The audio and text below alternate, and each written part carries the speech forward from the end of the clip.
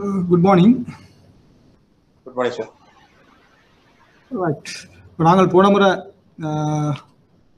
2019 September கணக்கை பார்த்தோம். Exchange some கணக்கு. அதில் முதல் 3 பகுதிகளும் நாங்கள் செய்தோம். இன்றைக்கு பார்ப்போம் அந்த ரத்து செய்தல், கேன்சலேஷன்.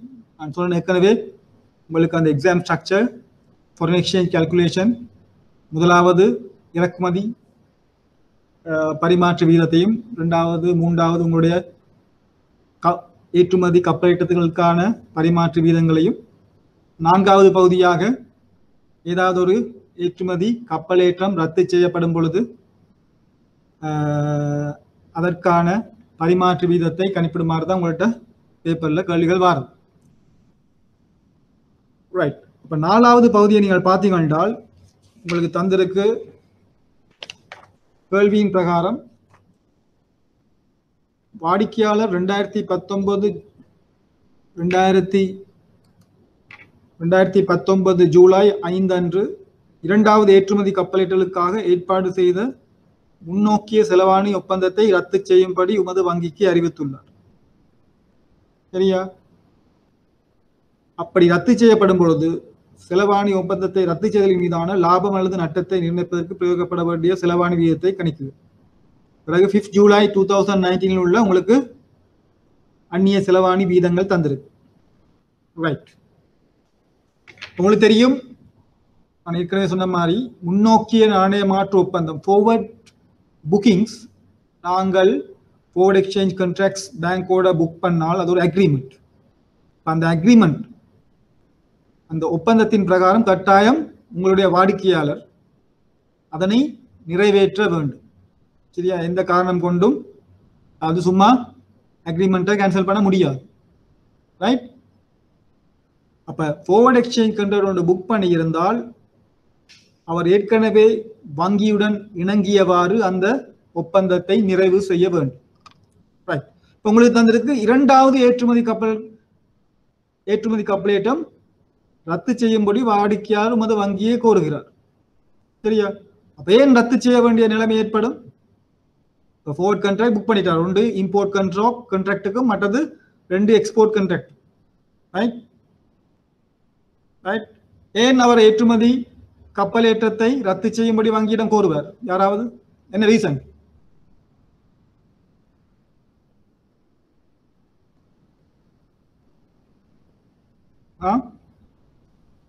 ஏன் ரத்து செய்யும்படி கூறுவார்?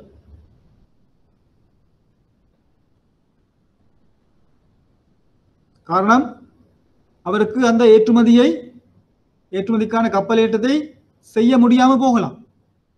அவருக்கு ஏற்றுமதி கப்பலேற்றம் செய்ய முடியாமல் போனால் அவருக்கு அந்த ஏற்றுமதிக்கான பெறுமதி வரப்போறது இல்லை. சரியா? அப்ப ஏதாவது ஒரு காரணத்தினால் அவருக்கு அந்த ஏற்றுமதி கப்பலேற்றத்தை செய்ய முடியாத போது அவர் வங்கிக்கு வந்து சொல்லுவார், தனக்கு அந்த ஒப்பந்தத்தை ரத்து செய்யும்படி, அதாவது கேன்சல் பண்ண சொல்லுவார். ரைட். அந்த மாதிரி ஒரு சந்தர்ப்பத்தில் என்ன நடக்கும்னு பார்ப்போம். ரைட். இப்போ உங்களுடைய மத்திய வங்கியின் கட்டுப்பாடுகளுக்கு அமைவாக இந்த ரத்து செய்தலின் மூலம் பெறப்படும் நட்டங்களுக்கு வங்கி பொறுப்பு கூற தேவையில்லை. அது வாடிக்கையாளரே தான் அதை ஏற்றுக்கொள்ள வேண்டும். ரைட். அந்த வகையில் இப்போ உங்களுக்கு கணக்கை பொறுத்தவரையில் உங்களுக்கு அது லாபமா நட்டமான்னு கேட்பாங்க. ரைட். அந்த லாபத்துக்கோ நட்டத்திற்கோ உரிய பரிமாற்று வீதத்தை தான் நாங்கள் கணிப்பிட போறோம். ரைட். அப்ப உங்களுடைய ஏற்கனவே செய்த கணக்கு 3ஆம் பகுதியில் உங்களுக்கு தெரியும், இரண்டாவது ஏற்றுமதி கப்பலேற்றத்துக்காக முன்னோக்கிய நாணய மாற்று வீத ஒப்பந்தத்தை நாங்கள் அந்த வீதத்தை கணித்தோம். சரியா? ரைட். அப்ப 3ஆவது பகுதிக்கு அமைவாக இரண்டாவது ஏற்றுமதி கப்பலேற்றத்திற்கான முன்னோக்கிய நாணய மாற்று ஒப்பந்தம் எவ்வாறு அமைந்தது நாங்கள் பார்த்தோம். எத்தனை மாதம் நிலையானது, எத்தனை மாதம் தெரிவு என்று நாங்கள் கணிப்பிட்டோம். 3ஆவது பகுதி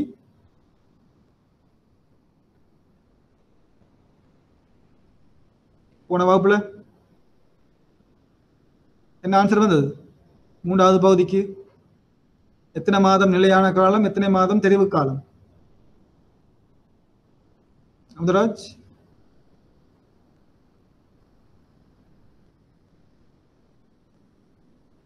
போன முறை செஞ்ச கணக்கு இருக்குதாங்க கையில ராம்குமார் 3 மாசம் 3 மாதம் நிலையானதும் 1 மாசம் தெரிவு 3 months fixed 1 month option அதுதான் எங்கட செகண்ட் எக்ஸ்போர்ட்டுக்குரிய forward exchange contract சரியா நான் பார்த்தோம்டா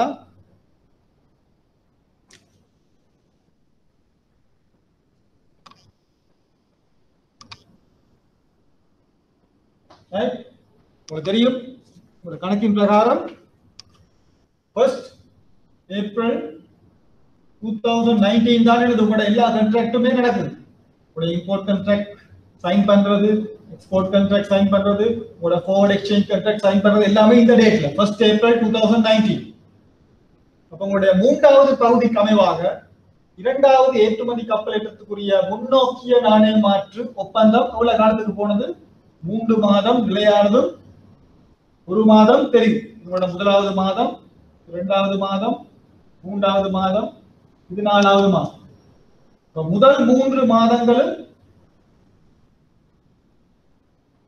நிலையானது அடுத்த மாதம் உங்களோட தெரிவு இது உங்களோட ஃபிக்ஸ்ட் பீரியட் இது உங்களோட option period அதான் நாங்கள் பார்த்தோம் contract 3 months fixed 1 month option உங்களோட செகண்ட் எக்ஸ்போர்ட் என்ன உங்களுடைய செகண்ட் எக்ஸ்போர்ட்டுக்குரிய முன்னோக்கிய நாணய மாற்று ஒப்பந்தம் 3 மாதம் நிலையானதாகவும் 1 மாதம் தெரியும் சரியா முதல் 3 மாதங்களுக்கு அவருக்கு காசு வரப்போறது இல்லை அவர் ஏற்றுமதி செய்து வரப்போற காசு உங்களோட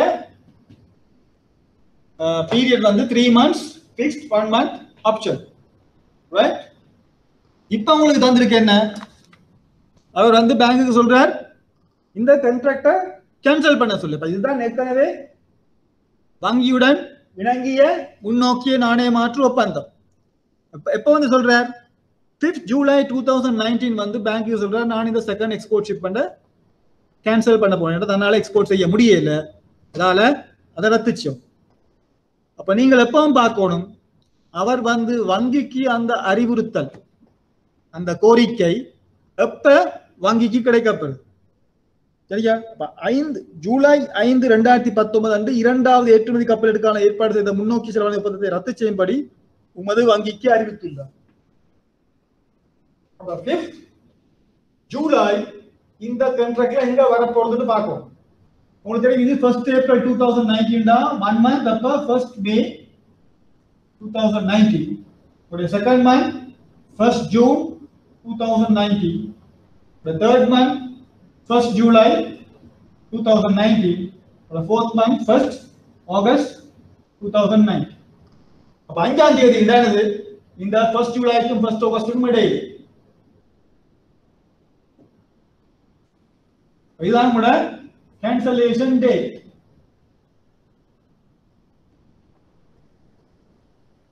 அப்ப பார்க்கணும் அந்த ரத்து செய்தல் இந்த ஒப்பந்தத்துல எந்த இடத்துல வருது சரியா அப்ப இந்த ரத்து செய்தல் எந்த பீரியட்ல வருது ஃபிக்ஸ் பீரியட்லயா ஆப்ஷன் பீரியட்லயா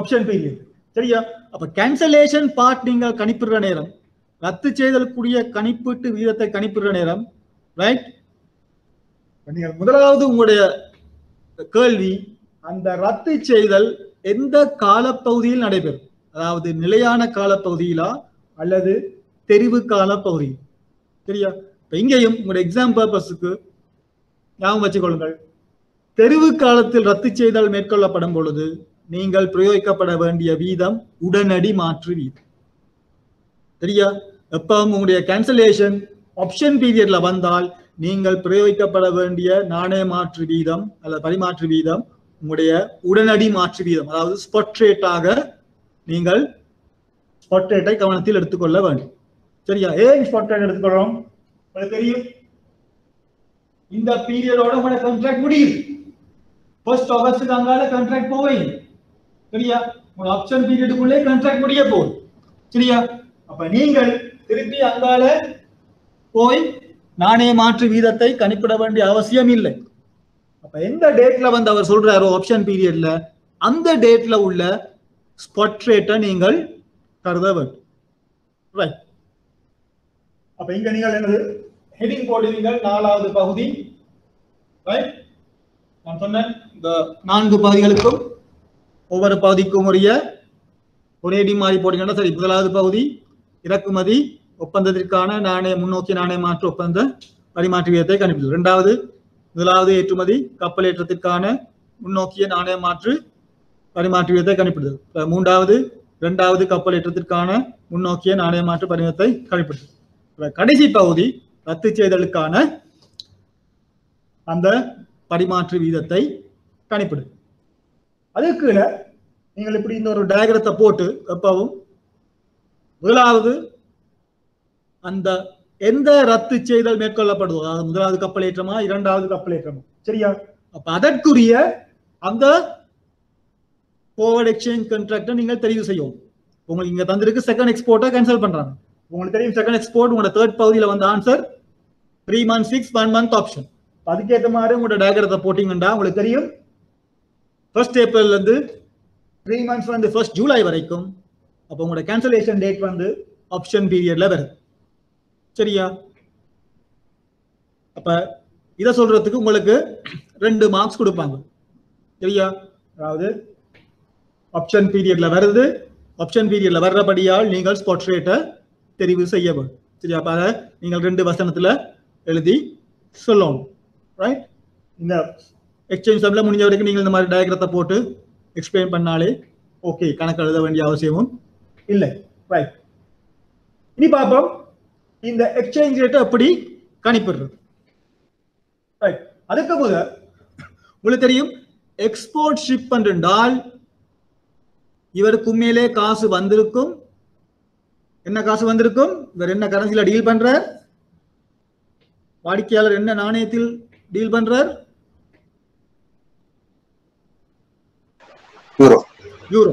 அப்ப இவருக்கு 2வது கப்பல் ஏற்றம் உங்களுக்கு தெரியும் 3 lakhs, ரைட்? யூரோ 300,000 ஷிப்மெண்ட் போயிருந்தால் அவருக்கு 300,000 யூரோ அவருடைய பேங்க் அக்கவுண்ட்டுக்கு வந்திருக்கும் ஷிப்மெண்ட் போயிருந்தால். இப்ப அவர் ஷிப்மெண்ட் செய்ய இல்லை, ஷிப்மெண்ட் செய்யாதபடி அவருக்கு காசு வரப்போறது இல்லை. காசு வரப்போறாதபடி அவர் பேங்க்கு வந்து சொல்றார் அந்த கான்ட்ராக்டை கேன்சல் பண்ணும். நான் சொன்னேன் forward exchange புக் பண்ணால் அந்த டேட்ல அதுக்கேற்ற மாதிரி அந்த கான்ட்ராக்டை நிறைவு செய்யும். இப்ப இவர்கிட்ட கையில யூரோ இல்ல, இவர்கிட்ட கையில யூரோ இல்லாட்டி ரைட் பேங்க் என்ன செய்யும்? அந்த கேன்சல் பண்ண நேரத்துல ரைட் நாங்கள் உங்களுக்கு இப்ப 300,000 யூரோவை உங்களுக்கு தாரோம், ரைட்? அந்த யூரோ 300,000 திருப்பி பேங்க் அக்ரி பண்ண ரேட்ல வாடிக்கையாளர்கிட்ட இருந்து கொள்வனவு செய்யும், சரியா? அதுதான் அங்க நடக்கும். கேன்சலேஷன்ல நடக்கிறது என்னது? இவருக்கு வர வேண்டிய காசு வர இல்லை, வராதபடியால் அந்த பரிமதியை இவர் வங்கியிடம் இருந்து கொள்வனவு செய்து அவர் ஏற்கனவே ஒப்பந்தத்தின்படி அந்த விலையில் வங்கிக்கு விற்பார். விளங்கிச்சா? விளங்கிச்சா? ஓகேயா? என்ன Ramkumar, Muthuraj? Okay okay, right. அப்ப அந்த டேட்ல இப்ப பேங்க் இவருக்கு விற்க போகுது 300,000 யூரோ, அதாவது அந்த யூரோவை இவருக்கு விற்க போகுது 2வது கப்பல் ஏற்றத்துக்குரிய அந்த பெறுமதி. அப்ப இவருக்கு விற்க போகுது பேங்க். அப்ப பேங்க் இவருக்கு விற்கிற நேரம் நாங்கள் எந்த ரேட்டை சூஸ் பண்ணுவோம்? பையிங்கா செல்லிங்கா?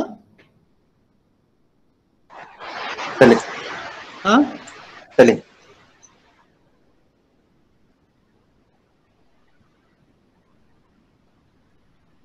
Selling, right?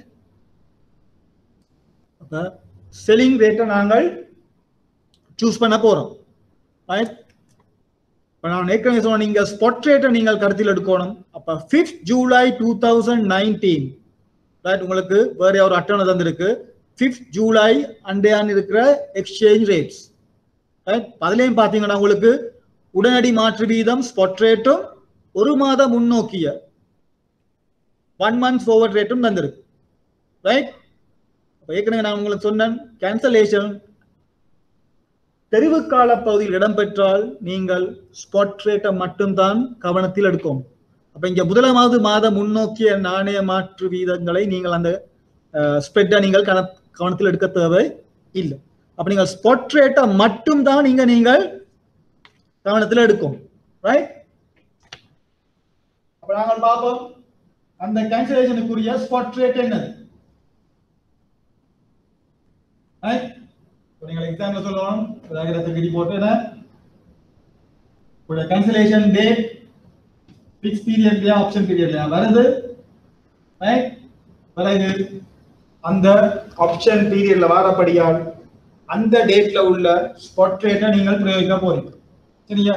அந்த டேட்ல உள்ள ஸ்பாட் ரேட் என்னது உங்களுக்கு தெரியணும். யூரோ எல்கேஆர் செல்லிங் ரேட்டை தான் பார்க்க போறீங்க. இப்ப பேங்க் விற்க போது இவருக்கு யூரோ, அப்ப எவ்வளவு எந்த ரேட்ல யூரோ பேங்க் இப்ப விற்க போகுது, அதுக்கு உங்களுக்கு நேரா யூரோ டு எல்கேஆர் காண முடியாது. இப்ப நீங்க கிராஸ் ரேட் மூலமா தான் காணணும். அதுக்கு தானே என்னது முதல் யூஎஸ்டி எல்கேஆர் ரேட். அப்ப உங்களோட யூஎஸ்டி எல்கேஆர் ரேட் என்ன ரேட்? யூஎஸ்டி எல்கேஆர் ரேட் எந்த ரேட் எடுப்பீங்க? 17630யா 17790யா? 17790.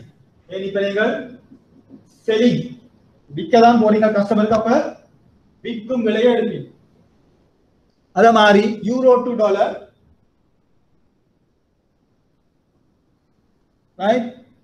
1.1180. இங்க நாங்கள் முதலாவது மாதத்துக்கு போறது இல்ல, அதுபடியா இங்க நீங்கள் அந்த 100ஆல பிரிக்க வேண்டிய அவசியம் இல்லை. சரியா? இங்க ஸ்பாட் ரேட்டை மட்டும் தான் எடுக்க போறீங்க. Dollar to rate 177.90, euro to dollar 1.1180. அதுல இருந்து உங்களோட யூரோ டு எல்கேஆர் ரேட் என்னது? நாளைக்கே பார்த்தோம், முதலாவது இரண்டாவது பெருக்கும். அப்ப 177.90 1.18 பெருக்குவீங்க. பெருக்குனா உங்களுக்கு எவ்வளவு வரும்?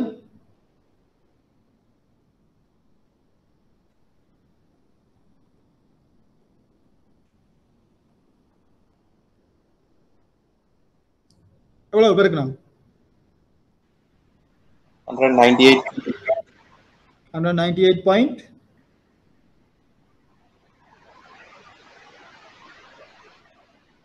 எவ்வளவு? நான் சொன்ன இந்த எக்ஸாம்ல உங்க ஆன்சர் 4 டெசிமல் பாயிண்ட்ஸ்ல கொடுக்கணும். 198.8922. 198.8922. 4 டெசிமல்ஸ்க்கு நீங்கள் உங்களுடைய 4 பதிலுக்குரிய வினாக்களுக்கான விடைகளும் 4 தசம புள்ளிகளை கொடுக்கணும். 198.822. அப்ப இந்த ரேட்ல தான், இந்த பரிமாற்று விகிதத்துல தான் இப்ப வங்கி உங்களுக்கு இந்த யூரோவை விற்க போகுது. சரியா? அப்ப இவர் இந்த ரேட்ல பேங்க்ட வாங்கி அவர் ஏற்கனவே வங்கியுடன் இணங்கிய அந்த வாங்கும் விலைக்கு வாங்கும். சரியா? ஏற்கனவே வங்கி இவருடன் இணங்கிய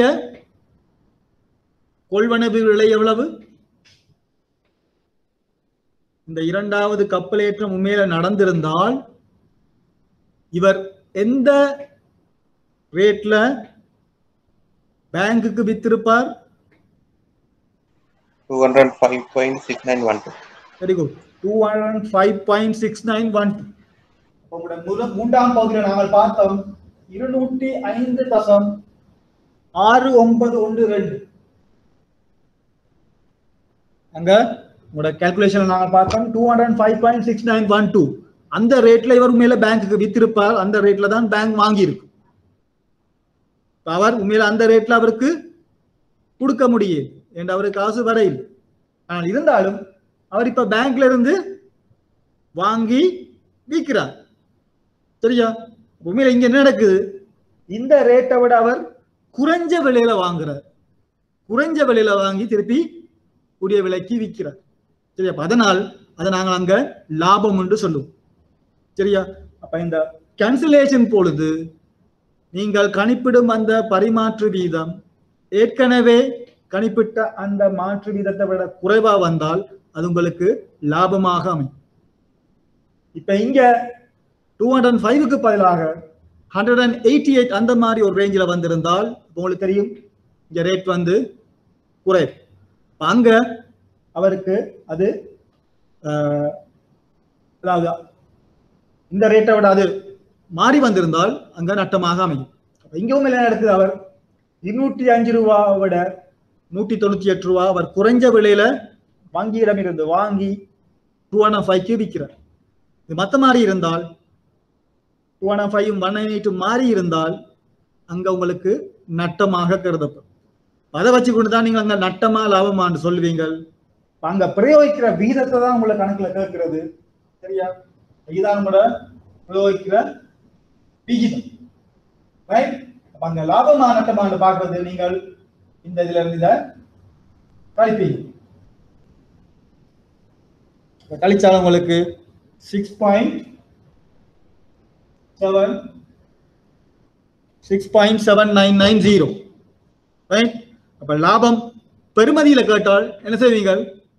இந்த ரேட்டை எந்த அமௌண்டால பெருக்குவீங்க?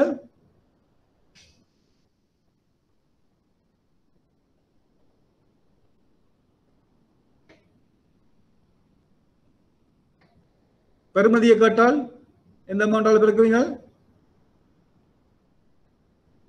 300,000 யூரோ. ஏன்? அதான் உங்களுடைய செகண்ட் ஷிப்மெண்ட்டுக்குரிய பெறுமதி.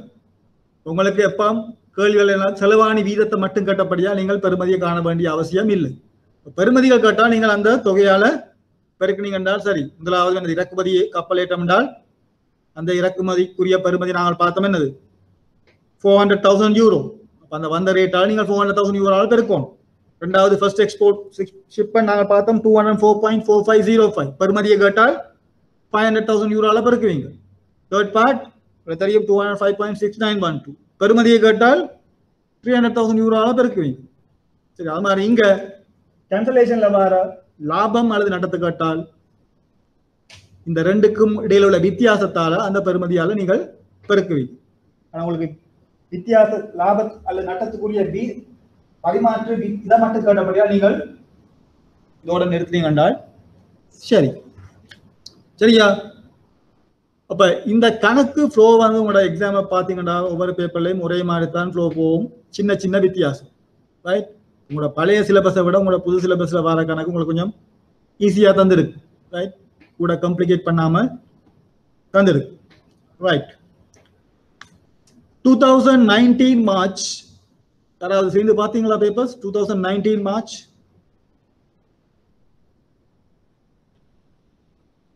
2019 மார்ச் யாராவது செய்தீங்களா கணக்கு?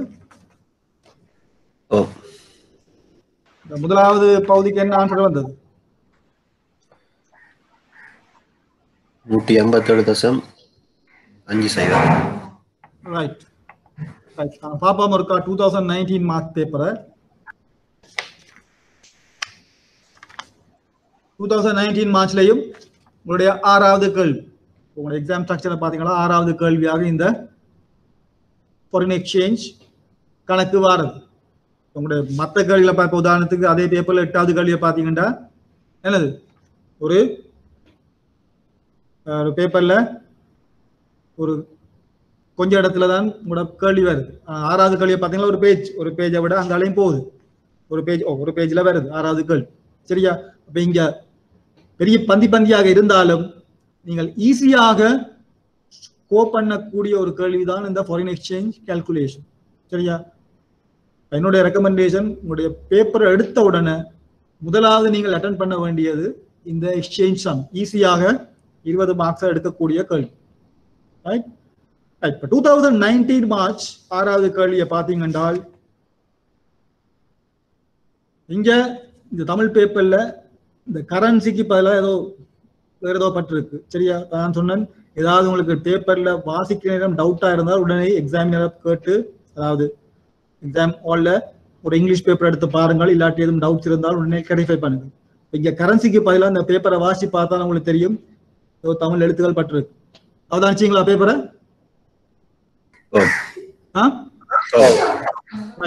இந்த மாதிரி பிழைகள் வாரது இதுல நேரம் டிரான்ஸ்லேஷன்ஸ்ல கவனமா இருக்கணும். சரியா? நேரம் அதுக்கேற்ற மாதிரி புள்ளிகளும் வழங்கப்படும். அதாவது பேப்பர்ல உண்மையிலே மிஸ்டேக்.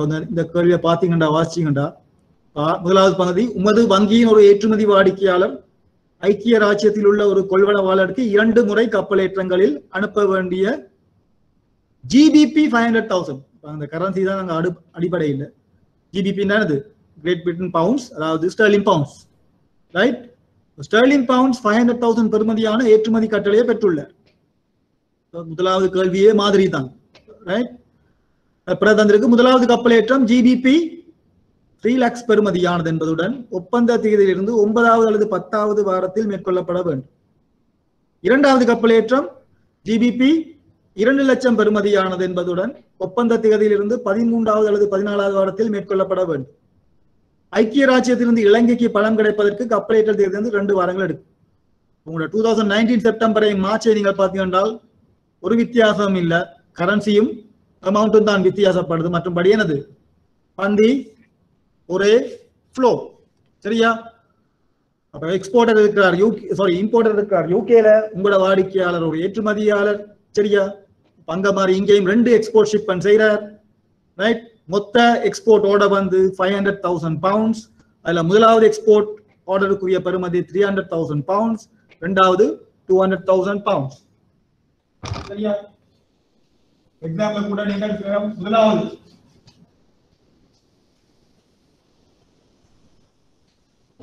கணக்கு எடுத்தோன்னே ஒருக்கா மேலோட்டமா முழு கணக்கையும் வாசிச்சு பாருங்க, ரைட்? இந்த எடுத்தோன்னே கணக்கை முழுக்க வாசிச்சு பார்த்து போட்டு பிறகு திருப்பி நிதானமா வாசிக்கணும். வாசிச்சு அந்த பாயிண்ட்ஸை நீங்கள் ஜோட் டவுன் பண்ணீங்கன்னா சரி. உங்களுக்கு தெரியும் இம்போர்ட்டர் யூகே, எக்ஸ்போர்ட்டர் ஸ்ரீலங்கா. இவரோட இம்போர்ட்டர், இவரோட எக்ஸ்போர்ட்டர். மொத்த ஆர்டர் 500,000 pounds, right? அதுல முதலாவது 300,000 pounds, இரண்டாவது 200,000 pounds. சரியா? 2 ஷிப்மெண்ட்ஸ், மொத்தம் 500,000 pounds. உங்களுடைய எக்ஸ்போர்ட் கஸ்டமர் ஸ்ரீலங்கால, இம்போர்ட் கஸ்டமர் யூகே. சரியா? மேலும் தந்திருக்கு முதலாவது கப்பலேற்றல் எப்ப நடக்குது? 9வது அல்லது 10வது வாரத்துல. சரியா? இங்க உங்களுக்கு எல்லாம் ஃபிகர்ஸ் தான் முக்கியம், ரைட்? கூட பந்தியில தரவுகள் தந்தாலும் அந்த ஃபிகர்ஸை தான் நீங்கள் வடிவாக ஃபோக்கஸ் பண்ணி எடுத்துக்கொள்ளணும். ஏன்னா நீங்க கால்குலேட் பண்ண போறதெல்லாம் ஃபிகர்ஸை பேஸ் பண்ணி. சரியா? இப்ப முதலாவது எக்ஸ்போர்ட் 9வது அல்லது ஷிப்மெண்ட் 9வது கிழமை அல்லது 10வது கிழமை. டபிள்யூ போட்டது வீக், 9 வீக் or 10 வீக். 9வது கிழமை அல்லது 10வது வீக். இரண்டாவது ஷிப்மெண்ட் அப்ப 13வது கிழமை அல்லது 14வது கிழமை. சரியா? நான் சொன்ன இந்த கணக்குல முத நீங்க ஸ்டார்ட் பண்ணணும். இப்போ ஷிப்மெண்ட்ல இருந்து ஃபர்ஸ்ட் ஷிப்மெண்ட் மார்க் பண்ணணும் 9th week or 10th week, second shipment 13th week or 14th week. அப்ப ஷிப்மெண்ட் எங்க நடக்குது? ஸ்ரீலங்கால இருந்து நடக்குது. ஸ்ரீலங்கால இருந்து ஷிப்மெண்ட் நடக்குது. முதலாவது 9th அல்லது 10th வீக், இரண்டாவது 13th அல்லது 14th. அப்ப நீங்கள் இங்க இருந்து ஷிப்மெண்ட் செய்து எவ்வளவு நாளை பிறகு காசு வரப்போகுது? நீங்க கடைசியில பார்க்க போறது இந்த இம்போர்ட்டுக்குரிய ரேட்டும் எக்ஸ்போர்ட்டுக்குரிய ரேட்டும். இம்போர்ட்டுக்குரிய ரேட்டை காண்றதுக்கு நீங்கள் இங்க டாக்குமெண்ட்ஸ் வந்து பே பண்ண போறீங்க. எக்ஸ்போர்ட் என்றால் நீங்கள் ஷிப்மெண்ட் அனுப்பி போட்டு அங்க இருந்து காசு வரும். அங்க இருந்து காசு வந்தோன்னு தானே நீங்கள் அப்ளை பண்ணுவீங்க. உங்களோட பாத்தீங்கன்னா இன்வெர்ட் ரெமிட்டன்சஸ், ஒவ்வொரு நாளும் உங்களோட பேங்குக்கு ரெமிட்டன்சஸ் வரும். இன்வெர்ட் ரெமிட்டன்சஸ் ஒவ்வொரு கரன்சிலையும் ஒவ்வொரு நாடுகள்ல இருந்து வரும். உங்களுக்கு காசு அன்றைக்கு வந்த உடனே உங்களோட பேங்க் ஸ்டேட்மெண்ட்ல வந்த உடனே தான் நீங்கள் என்ன செய்வீங்க? அந்த காசை அன்றைக்கான இருக்கிற ரேட்ல கன்வெர்ட் பண்ணி கஸ்டமர் அக்கௌண்ட்டை கிரெடிட் பண்ணுவீங்க. அதே மாதிரி தான் நீங்க எக்ஸ்போர்ட் பண்ணி அதுக்குரிய ப்ரொசீட்ஸ் உங்களுக்கு ரெமிட்டன்ஸ் ஆக வரும், இன்வெர்ட் ரெமிட்டன்ஸ் ஆக வரும். அப்ப வார நேரம் அதை நீங்கள் அந்த டேட்ல இருக்கிற ரேட்ல கன்வெர்ட் பண்ணி உங்களோட கஸ்டமர் அக்கௌண்ட்டை வர வைக்க போறீங்க, ரைட்? அப்ப எப்ப காசு வரப்போறது உங்களுக்கு தெரியும். சரி, அதுக்கு தான் உங்களுக்கு தந்திருக்கு. மேலும் 2 வாரங்கள் எடுக்கும். சரியா? அப்ப 9 கிழமையில ஷிப்மெண்ட் செய்திருந்தால் உங்களுக்கு 11 கிழமையில காசு வரும். 10 கிழமையில ஷிப்மெண்ட் செய்திருந்தால் உங்களுக்கு 12 கிழமையில காசு வரும். ஆமா, செகண்ட் ஷிப்மெண்ட் 13 கிழமையில செய்திருந்தால் உங்களுக்கு 15 கிழமையில காசு வரும். 14 கிழமையில ஷிப்மெண்ட் செய்திருந்தால் 16 கிழமையில காசு வரும். சரியா? இதுல நீங்கள் சும்மா ஷார்ட் நோட் மாதிரி போட்டுக்கொள்ளலாம் எடுத்தோன்னு. ரைட்? இதான் கூட முதலாவது பந்தியில தந்த தரவு. ரைட்? இரண்டாவது பந்தியை பார்த்தீங்கன்னா பொருட்களை உற்பத்தி செய்வதற்கு அங்கேயும் அங்க கரன்சி உங்களுக்கு விடுபட்டிருக்கு. ஆனால் இங்கிலீஷ் பேப்பர்ல அது யூஎஸ்டி. ரைட்? இங்க ஒரு வித்தியாசம். நாங்கள் செய்த 2019 செப்டம்பர்ல எல்லாமே யூரோல தந்திருந்தது. இங்க உங்களுடைய இம்போர்ட் டாலர்ஸ்ல தந்திருக்கு. சரியா? அங்கேயும் சில நேரம் அங்க டைப்பிங் மிஸ்டேக்கா யூரோக்கு பதிலாக டாலர்ஸா இருந்திருக்கலாம். சரி, உண்மையில எக்ஸாமினருக்கு அது அதே யூரோ போடுறதுக்கு பதிலாக சில நேரம் கரன்சி டாலரா மாறி இருக்கலாம். சரியா? அது பிரச்சனை இல்லை. அங்க யூஎஸ்டியா இருந்தாலும் நீங்கள் ரேட்டை காணலாம், யூரோவா இருந்தாலும் ரேட்டை காணலாம். இங்க யூஎஸ்டி படியா ரேட் காண்றது இன்னும் சுலபம். சரியா? கூட க்ராஸ் ரேட்டுக்கு போக தேவையில்லை, டைரக்டா காணலாம். இங்க உங்களுக்கு யூஎஸ்டி பிரகாரம் நீங்கள் கணக்கு செய்யும். பொருட்களை உற்பத்தி செய்வதற்கு யூஎஸ்டி 2,50,000 பெறுமதியான மூலப்பொருட்கள் சீனாவிலிருந்து பார்வை நாணய கடித நிபந்தனைகளில் இறக்குமதி செய்யப்பட வேண்டும். சரியா? உங்களுக்கு இந்த 2 எக்ஸ்போர்ட்டையும் செய்வதற்கு மூலப்பொருள் தேவை. 2 எக்ஸ்போர்ட்டையும் செய்வதற்கு மூலப்பொருள் தேவை. அது ரோ மெட்டீரியல். சரியா? அந்த ரோ மெட்டீரியல் நீங்க என்ன செய்வீங்க? சைனால இருந்து இம்போர்ட் பண்றீங்க. சைனால எங்க இம்போர்ட் பண்றீங்க? ஸ்ரீலங்கா. ரைட்? இந்த 2 எக்ஸ்போர்ட்டையும் பண்றதுக்கு ரோ மெட்டீரியல் தேவை. அதை நீங்க சைனால இருந்து இம்போர்ட் பண்றீங்க. அதோட பெறுமதி எவ்வளவு? $250,000. $250,000. ரைட்? எந்த நிபந்தனையில இம்போர்ட் பண்றீங்க? இப்ப நான் போன கணக்கு செய்யறேன்னு சொன்னேன். உங்களுக்கு தந்த எக்ஸ்போர்ட் என்ன முறையில நடக்குன்னு தரையில்லை. சரியா? இப்ப நீங்கள் அதை பத்தி கவலைப்பட வேண்டிய அவசியம் இல்லை. அது ஓப்பன் அக்கௌண்டா இருக்கலாம், அட்வான்ஸ் பேமெண்டா இருக்கலாம், எல்சியா இருக்கலாம், கலெக்ஷனா இருக்கலாம். உங்களுக்கு தேவையில்லை. உங்களுக்கு காசு வந்த எப்ப காசு வருதுன்னு தெரிஞ்சா சரி. அப்ப உங்களுக்கு தெரியும். ரைட்? 9 கிழமையில ஷிப்மெண்ட் செஞ்சிருந்தால் 11 கிழமையில காசு வருது. 10 கிழமையில ஷிப்மெண்ட் செஞ்சால் 12 கிழமையில காசு வரும். அப்ப உங்களுக்கு காசு வர டேட் தெரியும். அப்ப அந்த டேட்ல நீங்க கன்வெர்ட் பண்ண போறீங்க உங்களுடைய ஸ்டெர்லிங் பவுண்ட்ஸ். இங்க இறக்குமதி உங்களுக்கு தந்திருக்கு. இந்த இறக்குமதி எந்த அடிப்படையில் நடக்குது? இந்த அடிப்படை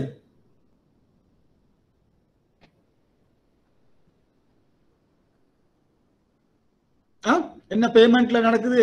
இம்போர்ட் ஒன் சைட்.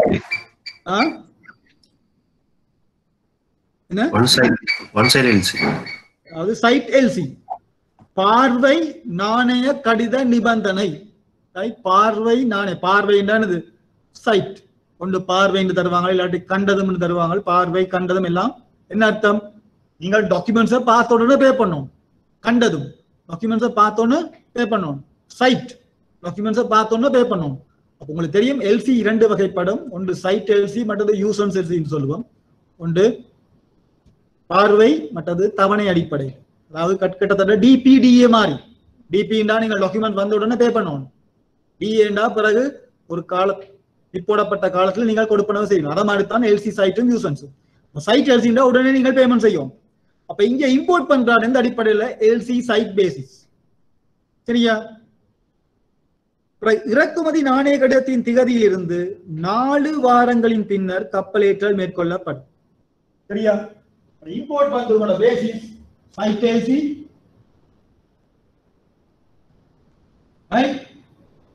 எப்ப ஷிப்மெண்ட் நடக்குது? Shipment 4 weeks. ரைட்? எல்சி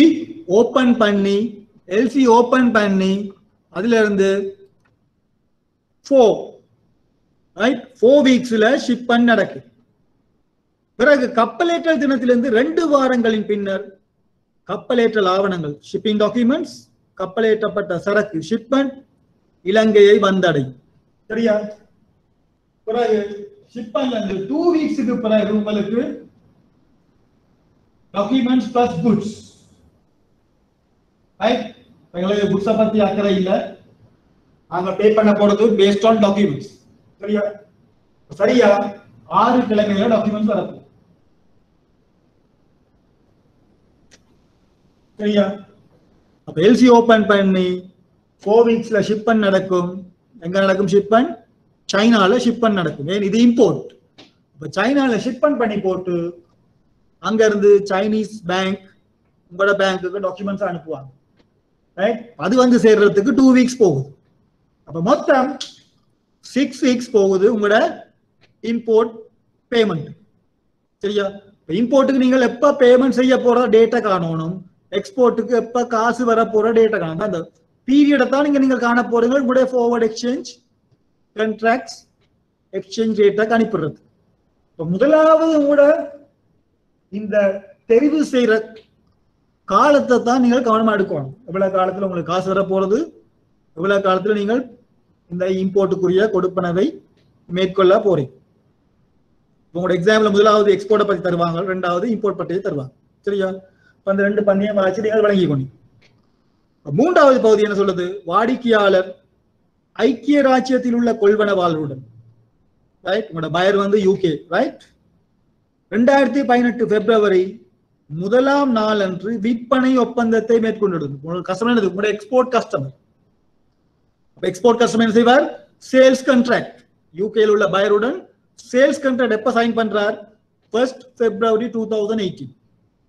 அதே தினத்தில் சீனாவில் உள்ள வழங்குனருடன் ஒரு கொள்வனவு ஒப்பந்தத்தை மேற்கொண்டுள்ளார். இப்ப சீனால எக்ஸ்போர்ட்டர், சீனா உங்களுடைய எக்ஸ்போர்ட்டரே தான் இறக்குமதியாளராகவும் தொழிற்படுறார். ரைட்? அப்ப இங்க இம்போர்ட் கான்ட்ராக்டும் அதாவது பர்ச்சேஸ் கான்ட்ராக்டும் அவர் சைன் பண்றார் 1 பிப்ரவரி 2018. 2 கான்ட்ராக்ட் ஒரே டேட் 1 பிப்ரவரி 2018. ஒன்று யூகேல உள்ள பயருடன், மற்றது சீனால உள்ள சப்ளையருடன். ரைட். 4வது பந்தி உங்களுக்கு தந்திருக்கு கொள்வனவு ஒப்பந்த திகதி அன்று. ரைட். இறக்குமதி நாணய கடிதம் வழங்கப்பட்டதுடன் ஏற்கனவே போன பேப்பர்ல நாங்கள் பார்த்தோம். எப்ப உங்களோட பர்ச்சேஸ் கான்ட்ராக்ட் நடக்குதோ அன்றைக்கு தான் உங்களோட எல்சியும் இஷ்யூ பண்ணப்படும், உங்களுடைய நாணய கடிதமும் வழங்கப்படும். அதுவும் எப்ப? 1 பிப்ரவரி 2018. அதே நாளில் அவர்கள் இறக்குமதி மற்றும் உங்களுடைய பேப்பர்ல இறக்குமதி மற்றும் இறக்குமதி தந்திருக்கு, ஆனால் அது இறக்குமதி மற்றும் ஏற்றுமதி, அதாவது 2 கப்பலேற்றங்களுக்கும் உமது வங்கியுடன் முன்னோக்கிய அந்நிய செலவாணி ஒப்பந்தத்தில் ஈடுபட தீர்மானித்தார். அப்ப அதே டேட்ல தான் உங்களோட பேங்க்லயும் வந்து சொல்றாங்க, எங்களுக்கு இன்றைக்கு 1 பிப்ரவரி 2018 இந்த 2 கான்ட்ராக்டுக்கு முறைய ஃபார்வர்ட் எக்ஸ்சேஞ்சையும் புக் பண்ணும். சரியா? அப்ப 1 பிப்ரவரி 2018 அவர் சேல்ஸ் கான்ட்ராக்டும் சைன் பண்றார், பர்ச்சேஸ் கான்ட்ராக்டும் சைன் பண்றார், உங்களுடைய ஃபார்வர்ட் எக்ஸ்சேஞ்ச் கான்ட்ராக்டும் பேங்க்ல சைன் பண்றார். எல்லாம் ஒரே டேட்ல நடக்கும். சரியா? உங்களுடைய எக்ஸாம்ல அப்படித்தான் ஒவ்வொரு முறையும் உங்களுக்கு கேள்விகள் வரும். அப்ப 1 பிப்ரவரி உங்களுக்கு 2018 உள்ள ரேட்ஸ் உங்களுக்கு தந்திருக்கு. Right? Dollar to LKR, pounds to dollars. இப்போ ஏற்கனவே பார்த்த பேப்பர்ல உங்களுக்கு தெரியும் யூரோ டு டாலர். காரணம் கஸ்டமர் யூரோல டிரான்சாக்சன் செய்யறார், கொடுக்கல் வாங்க. இங்க உங்களுக்கு ஜிபிபில தந்திருக்கு, காரணம் உங்களுடைய வாடிக்கையாளர் ஜிபிபில டிரான்சாக்சன் செய்யறார். அதனால்தான் டாலர் டு எல்கேஆரும் ஸ்டெர்லிங் பவுண்ட்ஸ் டாலரும் தந்திருக்கு. ஸ்பாட் ரேட் தந்திருக்கு, உடனடி மாற்று வீதம். மேலும் 5 முன்னோக்கிய மாதங்களுக்கான உங்களுடைய ஸ்ப்ரெட் தந்திருக்கு, பைங் ரேட்டுக்கும் செல்லிங் ரேட்டுக்கும் இடையில் உள்ள வித்தியாசம். சரியா? அப்ப இங்க பாத்தீங்கன்னா இந்த எக்ஸ்சேஞ்ச் ரேட்ஸை பாத்தீங்கன்னா திருப்பியும் டாலர் டு எல்கேஆர் ஆக இருக்கலாம், ஸ்டெர்லிங் பவுண்ட்ஸ் டு டாலராக இருக்கலாம். இந்த முன்னோக்கிய மாதங்களை நோக்கும் பொழுது அந்த இடைவெளி கூடிக்கொண்டு செல்லுதா குறைந்து செல்லுதா?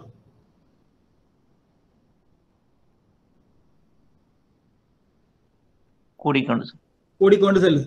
அப்ப எடுத்தோன்னு நீங்கள் பார்க்கணும் அந்த ஸ்ப்ரெட் வந்து பையிங் ரேட்டுக்கும் செல்லிங் ரேட்டுக்கும் கூடுதா குறையுதான். இப்ப முதலாவது உங்களுக்கு தந்திருக்கு உதாரணத்துக்கு $1 to rupee buying 154.20 selling 156.60. First month spread தந்திருக்கு 60-70, second month தந்திருக்கு 80-90, third month 120-130. அப்ப நீங்க எப்பவும் பார்க்கணும் இந்த இடைவெளி இந்த ரெண்டுக்கும் இடையில கூடுதா குறையுதா. அப்ப 60 இருந்து கூடுது, 80 90 கூடுது, 120 கூடுது. எப்பவும் இந்த முன்னோக்கிய நாணய மாற்று விதங்களுக்கான இந்த வாங்கும் விலைக்கும் விற்கும் விலைக்குடைய இடைவெளி கூடிக்கொண்டு சென்றால் நாங்கள் அதை சொல்லுவோம் அந்த நாணயம் மிகையில் உள்ளது அல்லது பிரீமியம். சரியா? இடைவெளியை பார்க்கணும், அது கூடிக்கொண்டு போனால் அது பிரீமியம் அல்லது மிகையில் உள்ளது. அவ்வாறு இருந்தால் நீங்கள் எப்பொழுதும் இந்த உடனடி மாற்று வீதம் ஸ்பாட் ரேட்டோட கூட்டணும். சரியா? ஸ்பாட் ரேட்டோட கூட்டித்தான் நீங்கள் 1 month rate, 2 month rate, 3 month rate அப்படி பாப்பீங்க. இந்த அட்டவணையை பாத்தீங்கன்னா உங்களுக்கு எல்லாமே கூடிக்கொண்டு போகும். அதே மாதிரி ஜிபிபி டாலர் பாத்தீங்கன்னாலும் என்னது ஸ்டெர்லிங் பவுண்ட் டாலரும் 1.2160, 1.2380 உங்களோட buying and selling spot rate. 90 cents 1, 1.90 2, 2.8, 2.9. திருப்பி என்னது இங்க இடைவெளி கூடும். இடைவெளி கூடினால் அது மிகையில் உள்ளது பிரீமியம். அப்ப நீங்க என்ன செய்யணும்? ஸ்பாட் பையிங்கோ ஸ்பாட் செல்லிங்கோ அதை நீங்கள் கூட்டும். எக்ஸாம்பிள் உங்களுக்கு மாறி தந்திருந்தா இங்க 60க்கு பதிலாக என்னது 70, இது 60, இங்கால 90, இங்கால 80, இங்கால 130, இங்கால 120. இப்ப நடக்குது 70 60 குறையுது, 90 80 குறையுது, 130 120 குறையுது. என்னது இந்த இடைவெளி குறைஞ்சி கொண்டு போனால் அதை நாங்கள் சொல்லுவோம் கழிவு. கழிவுண்டா என்னது? டிஸ்கவுண்ட். அப்ப நீங்கள் ஸ்பாட் ரேட்ல இருந்து அந்த ஃபார்வர்ட் ரேட்ஸை நீங்கள் கழிக்கும். சரியா? பிரீமியம்டா கூட்டணும், டிஸ்கவுண்ட்டா கழிக்கும். உங்களுக்கு எக்ஸாம்ல முதலாவது மாதம், இரண்டாவது மாதம், மூன்றாவது மாதம் கூடி போகலாம், நாலாவது மாதம், அஞ்சாவது மாதம், ஆறாவது மாதம் குறைஞ்சு கொண்டு போகும். சரியா? அப்ப நீங்க கம்பேர் பண்ற நேரம் மாதங்கள், மூன்றாவது மாதத்தை நாலாவது மாதத்தை கம்பேர் பண்ற நேரம் மூன்றாவது மாதத்தை கூட்டி பார்க்கணும், நாலாவது மாதத்தை கழிச்சு பார்க்கணும். திருப்பி எது வங்கிக்கு அனுகூலம், அட்வான்டேஜ். சரியா? அந்த அட்டவணையை பார்த்து நீங்கள் தெரிஞ்சு கொள்ள வேண்டிய விடயம் அந்த இடைவெளி கூடுதா குறையுதா. கூடினால் பிரீமியம், குறைஞ்சால் டிஸ்கவுண்ட். பிரீமியமா இருந்தால் ஸ்பாட் ரேட்டோட நீங்கள் பிரீமியத்தை கூட்டணும், டிஸ்கவுண்டா இருந்தால் ஸ்பாட் ரேட்ல இருந்து டிஸ்கவுண்ட்டை கழிக்கும். சரியா? அது உங்களுக்கு இந்த அட்டவணையை தொடர்பாக உங்களுக்கு தெரிஞ்சிருக்கும்.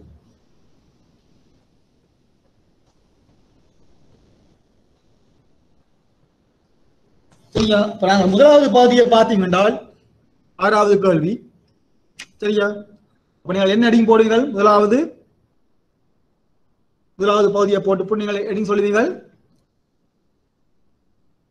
இறக்குமதிக்கான முன்னோக்கிய செலவாணி ஒப்பந்தத்திற்கான செலவாணி வீதத்தை கணிப்பிடுதல். ஹெட்டிங் ஒன்று போடுவீங்கள். முதலாவது பகுதி 6வது வினா, முதலாவது பகுதி. எக்ஸாம்ல இதெல்லாம் நீங்கள் நீட்டா செய்யணும். கேள்வி என்ன, கேள்வி இலக்கம் எந்த பகுதி. நீங்கள் 2வது பகுதியை முதலாக செய்யலாம், 3வது பகுதியை முதலாக செய்யலாம். அப்ப எந்த பகுதியை முதல் செய்யணும் அது தெளிவாக சொல்லுவோம். ரைட்? அப்ப ஆர்டர்ல போனீங்கன்னா நீங்கள் பிளவிட மாட்டீங்க. நாங்கள் 6.1 என்ன ஹெட்டிங் போடுவீர்கள்? இறக்குமதிக்கான முன்னோக்கிய செலவாணி ஒப்பந்தத்திற்கான செலவாணி வீதத்தை கணிப்பிடுதல். போட்டு பொதுவா நீங்கள் இந்த மாதிரி ஒரு 2 வசனத்தில் எழுதலாம். எழுதி கொள்ளுங்கள். உதாரணத்துக்கு இறக்குமதி நாணய கடிதம் திறக்கப்பட்ட திகதியில் இருந்து, அதாவது தந்த தரவை வச்சுக்கொண்டு நீங்கள் எழுதுறீங்க. இறக்குமதி நாணய கடிதம் திறக்கப்பட்ட திகதியில் இருந்து 4 கிழமைகளின் பின் சீனாவில் இருந்து மூலப்பொருட்களுக்கான இறக்குமதி கப்பலேற்றம் நடைபெறும். ரைட், இறக்குமதி நாணய கடிதம் திறக்கப்பட்ட திகதியில் இருந்து 4 கிழமைகளின் பின் சீனாவில் இருந்து மூலப்பொருட்களுக்கான இறக்குமதி கப்பலேற்றம் நடைபெறும். Full stop. கப்பலேற்றல் தினத்தில் இருந்து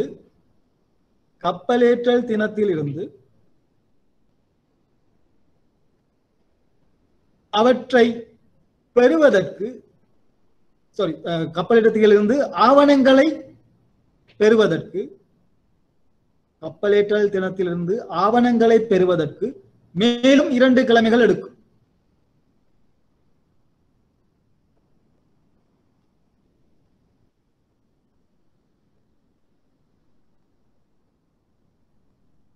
எனவே முன்னோக்கிய நாணய மாற்று ஒப்பந்தமானது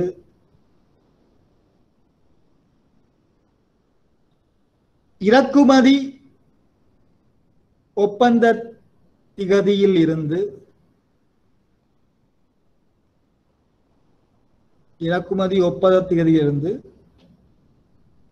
6 கிழமைகளில் பயன்படுத்தப்படும்.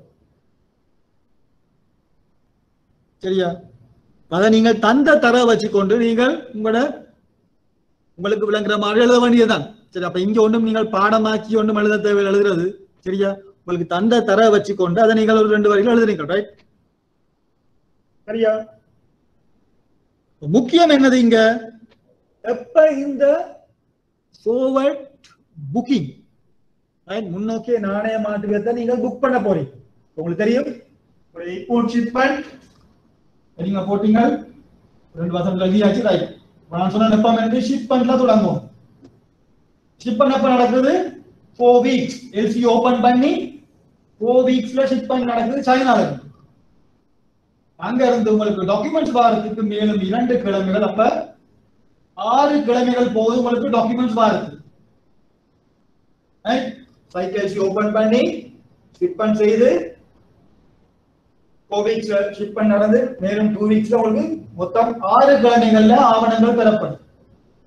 சைட் டாக்குமெண்ட்ஸ் வந்த உடனே நீங்கள் பே பண்ணணும். சரி, அப்ப இங்க கணக்கின் பிரகாரம் உங்களுக்கு விளங்கணும்.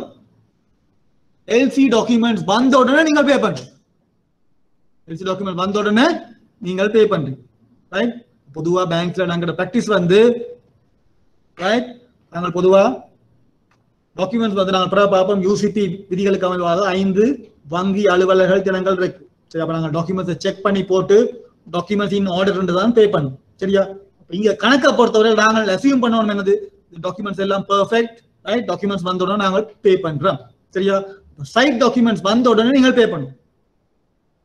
உங்களுக்கு இதே கேள்வி, ரைட், இதே கேள்வியில உங்களுக்கு தந்திருக்கு. இப்ப இம்போர்ட் எல்சி 60 நாட்கள் தவணை அடிப்படை. ரைட்? சைட் எல்சிக்கு பதிலாக 60 days யூஸ் அண்ட் செல். 60 நாட்கள் தவணைக்கால எல்சி அடிப்படையில உங்களுக்கு இந்த எல்சி விநியோகிக்கப்படும். ரைட்? இப்ப சொல்லுங்கள், எவ்வளவு நாளைக்கு பிறகு இதன்படி சைட்டின் பிரகாரம் 6 weeks. 6 weeksல நீங்கள் பேமெண்ட் செய்யணும். ரைட்? எல்சி ஓபன் பண்ணி 6 weeksல நீங்கள் பேமெண்ட் செய்யணும். இப்ப இதே எல்சியை நீங்கள் 60 days யூசன்ஸ்ல ஓபன் பண்ணி இருந்தால் எப்ப பேமெண்ட் செய்யணும்?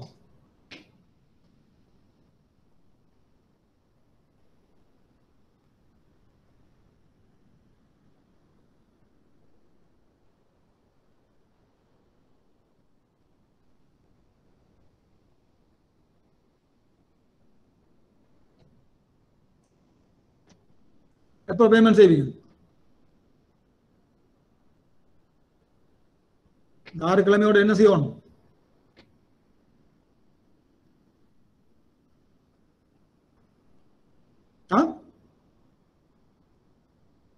என்ன செய்வீங்க? என்னத்தை கூட்டுவீங்க?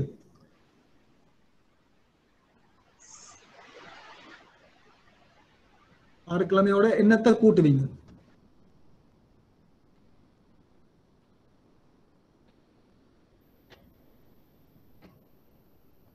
சைட்ல திறந்திருந்தால் எல்சியை நீங்கள் 6 கிழமையில பேமெண்ட் செய்யணும். இப்போ டாக்குமெண்ட் வந்துட்டு இப்ப இதே இது 60 டேஸ் யூஸ் அண்ட் செல்ஸ் ஓபன் பண்ணி இருந்தால் நீங்கள் டாக்குமெண்ட்ஸ் வந்த உடனே பே பண்ணணுமா? இல்ல இல்ல, ஏன் அது தவணை. அவங்களுக்கு 60 நாள் அவகாசம் இருக்கு யூஸ் அண்ட் சேல்ஸ். அப்ப என்ன நடக்கும்? உங்களுக்கு இப்ப டாக்குமெண்ட்ஸ் வந்துட்டு டேர்ம் என்னது 60 டேஸ். 60 டேஸ் உங்களுக்கு தெரியும் 2 மாதம். 2 மாதம் தான், ஒரு மாதம் உங்களுக்கு தெரியும் 4 கிழமை, 2 மாதம் தான் 8 கிழமை. இது கூட கணக்குல இப்போ நீங்கள் தந்தாலுமோ தராட்டியுமோ 4 கிழமை ஒரு மாதம், ரைட்? 30 நாள் ஒரு மாதம், ரைட்? 8 கிழமை. இந்த 6 கிழமையோட நீங்கள் என்னது 8 கிழமை கூட்டினால் மொத்தம் 14 கிழமைகள்ல தான் நீங்கள் இந்த இறக்குமதிக்கான கொடுப்பனவை செய்யும். சரியா? அப்ப கேள்வியை நீங்கள் வடிவ வாசி பார்க்கணும். உங்களுடைய இறக்குமதி பார்வை நாணய கடிதம் அடிப்படையா அல்லது தவணை கால அடிப்படையிலா நீங்கள் நாணய கடிதத்தை திறக்கிறீங்க. உங்களுக்கு சைட் எல்சின்னா நீங்கள் உடனே பே பண்ணணும், டாக்குமெண்ட்ஸ் வந்த உடனே பே பண்ணணும். யூஸ் அண்ட் செல்சி என்றால் உங்களோட நம்பர் ஆஃப் டேஸை பொறுத்து, அது 30 டேஸ் எல்சியா இருக்கலாம், 60 டேஸ் எல்சியாக இருக்கலாம், 90 டேஸ் எல்சியாக இருக்கலாம். அந்த தவணை காலத்தை நீங்கள் மேலதிகமாக கூட்டணும். 30 நாள் எல்சிண்டா இந்த 6 கிழமையோட இன்னும் 4 கிழமையை கூட்டுவீங்க. 60 நாள் எல்சிண்டா இந்த 6 கிழமையோட 8 கிழமையை கூட்டுவீங்க. 90 நாள் எல்சிண்டா திருப்பி இந்த 6 கிழமையோட எத்தனை கிழமை? 90 நாள் எல்சிண்டா 6 கிழமையோட எத்தனை நாள் கூட்டுவீங்க? எத்தனை கிழமையை? 12 weeks. 12 weeks. 12 weeks. அப்ப 12 வீக்ஸை கூட்டி போட்டு அந்த மொத்த பீரியடை பார்ப்பீங்க. அப்ப இதுகள்ல தான் உங்களை கொஞ்சம் கொஞ்சம் சேஞ்ச் பண்ணுவாங்க ஒழிய பொதுவாக இந்த கேள்வின்ற ஃப்ளோ மாறாது. உங்க அந்த தரவைத்தான் நீங்கள் வடிவம் எடுத்துக்கொண்டு கணக்குக்கு அப்ளை பண்ணணும். இங்க வந்து உங்களுக்கு சிம்பிளா இருக்கு, சைட் எல்சி பிரச்சனை இல்லை, only 6 weeks. அப்ப 6 வீக்ஸ்னா உங்களுக்கு தெரியும், அதை பிரேக் பண்ணால் ஒரு மாதம் 2 கிழமை. ஒரு மாதம் 2 கிழமை என்ன அர்த்தம்? முதலாவது மாதம் நிலையானதாக இருக்க போகுது, நீங்கள் பே பண்ண வேண்டிய அவசியம் இல்லை. முதலாவது மாதம் நிலையான 1 month fixed, 1 month option. இதுதான் உங்களுடைய கான்ட்ராக்ட். அது இறக்குமதியாக இருக்கலாம், ஏற்றுமதியாக இருக்கலாம். இந்த கான்ட்ராக்ட் பீரியட் தான் நீங்கள் முதல் ஐடென்டிஃபை பண்ணணும். அது 1 month fixed 1 month option, 2 months fixed 1 month option, 3 months fixed 1 month option. சரியா?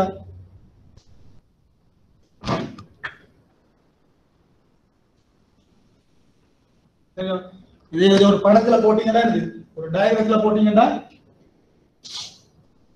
உங்களோட கான்ட்ராக்ட் நடக்குது 1st February 2018 தான் உங்களோட கான்ட்ராக்ட்.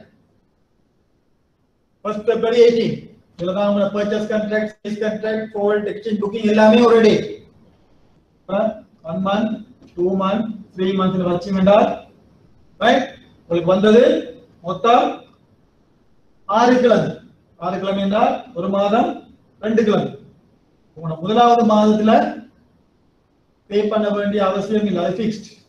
நீங்க பே பண்ண உங்களுடைய ஒரு மாதம் 2 கிழமை. இதுதான் உங்களோட ஆப்ஷன். தெரிவு காலத்துல தான் நீங்கள் பே பண்ண போறீங்க. இதுதான் உங்களோட கான்ட்ராக்ட்.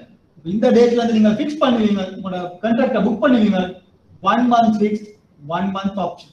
முதலாவது மாதத்துல நீங்க பே பண்ண வேண்டிய அவசியம் இல்லை. நீங்க பே பண்ண வேண்டியது அந்த 2வது மாதம். சரியா? அந்த டேட் அங்கால வரலாம், இங்கால வரலாம்.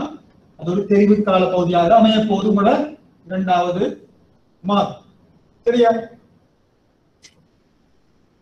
கான்ட்ராக்ட் நீங்க பார்த்துட்டீங்க. 1 month fixed 1 month option. 1 month fixed 1 month option. இப்ப நீங்க இது ரேட்டை கால்குலேட் பண்ண போறீங்க. சரியா? அப்ப 1 month fixed 1 month option என்றா நீங்கள் கம்பேர் பண்ண போறீங்க உங்களுடைய முதலாவது மாதத்தையும் 2வது மாதத்தையும். அப்ப கணக்குல நீங்கள் அந்த டேபிள்ல பாத்தீங்கன்னா ரைட், டேபிள்ல பாத்தீங்கன்னா எந்த ரேட் எடுக்க போறீங்க இப்ப இறக்குமதிக்குரிய செலவாணி வீதம் சரியா அப்ப $2 LKR எந்த ரேட் எடுப்பீங்க $2 LKR ஸ்பாட் எப்பவும் forward rates காண்றதுக்கு ஸ்பாட் ரேட் எடுத்து போட்டு தான் நீங்க என்ன செய்வீங்க பிரீமியமா டிஸ்கவுண்ட் ஆண்டு பார்த்து போட்டு அதை கூட்டுவீங்க எல்லாத்தையும் கழிப்பீங்க எப்பவும் ஸ்பாட் ரேட்ல தொடங்கணும் forward rate காண்றதுக்கு ஸ்பாட் ரேட்ல இருந்து தான் உங்களோட பேஸ் ஸ்பாட் ரேட் உங்களுக்கு தெரியும் இது இம்போர்ட் அப்ப என்னது 154.20 எடுப்பீங்களா 156.60 எடுப்பீங்களா எது 156 156.60 முதலாவது பாதி 156 USD LKR 156.60 அது spot rate right and import selling rate அப்ப selling rate உங்களோட டேபிள்ல அப்பவும் முதல்ல இருக்கிறது வாங்கும் விலை அந்த இருக்கிறது விற்கும் விலை அப்ப வாங்கும் விலையை மறைச்சு போட்டு நீங்கள் விற்கும் விலையை மட்டும் பாப்பீங்க அப்ப 156.60 இப்ப கான்ட்ராக்ட் 1 month 6 1 month ஆப்ஷன் முதலாவது மாதத்தையும் இரண்டாவது மாதத்தையும் அந்த ஸ்ப்ரெட்டை பாப்பீங்க என்ன நடக்குது 60 70 கூடுது 80 90 கூடுது ரெண்டுமே மிகையில் உள்ளது ரெண்டுமே பிரீமியம் அப்ப ரெண்டையும் கூட்டி பாப்பீங்க எது பேங்க்குக்கு அட்வான்டேஜ் அப்ப எதை கூட்டுவீங்க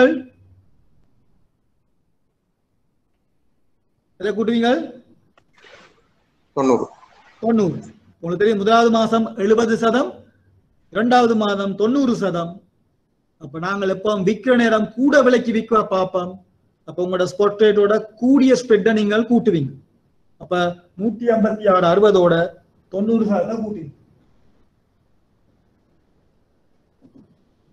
அப்ப உங்களுக்கு 157 ரூபா 50 இங்க உங்களுடைய இம்போர்ட் வந்து நடக்கிறது என்ன கரன்சியில டாலர்ஸ் $250 ஈக்குவலன்ட் ரா மெட்டீரியல் தான் இம்போர்ட் பண்றார் சரியா அப்ப அவர் டாலர்ல இம்போர்ட் பண்றேன்டா அவருக்கு டாக்குமெண்ட்ஸ் தான் என்னது எல்சியும் ஓபன் பண்றார் டாலர்ஸ்ல டாக்குமெண்ட்ஸும் வரும் டாலர்ஸ்ல அப்ப அவர் பே பண்ண உடனே அந்த டாலருக்கு ஈக்குவலன்டான ரூபீஸ் சரியா அப்ப இப்ப $1 to ரூபி ரேட்டை கண்டுட்டீங்க 157 ரூபா 50 என்ன செய்ய போறீங்க அந்த ரேட்ல நீங்கள் அந்த டாலர் பெறுமதியை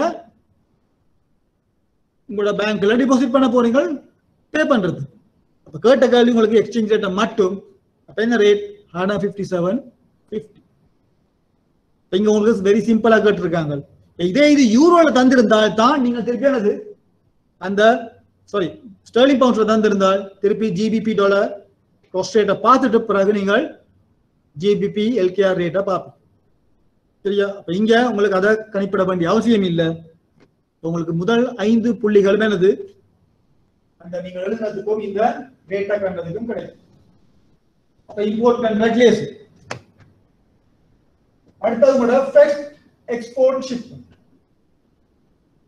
எக்ஸ்போர்ட் ஷிப்மென்ட் ரைட் இரண்டாவது கேள்வி கணிப்பீட்டின் அடிப்படையை விவரித்து ஐக்கிய ராஜ்யத்திற்கான முதலாவது ஏற்றுமதி கப்பட்டதுக்கான முன்னோக்கிய செலவாணி ஒப்பந்த செலவாணி விகிதத்தை கணிக்கும் ரைட் என்ன ரேட் வந்தது யாராவது கண்டா என்ன ஆன்சர் வந்தது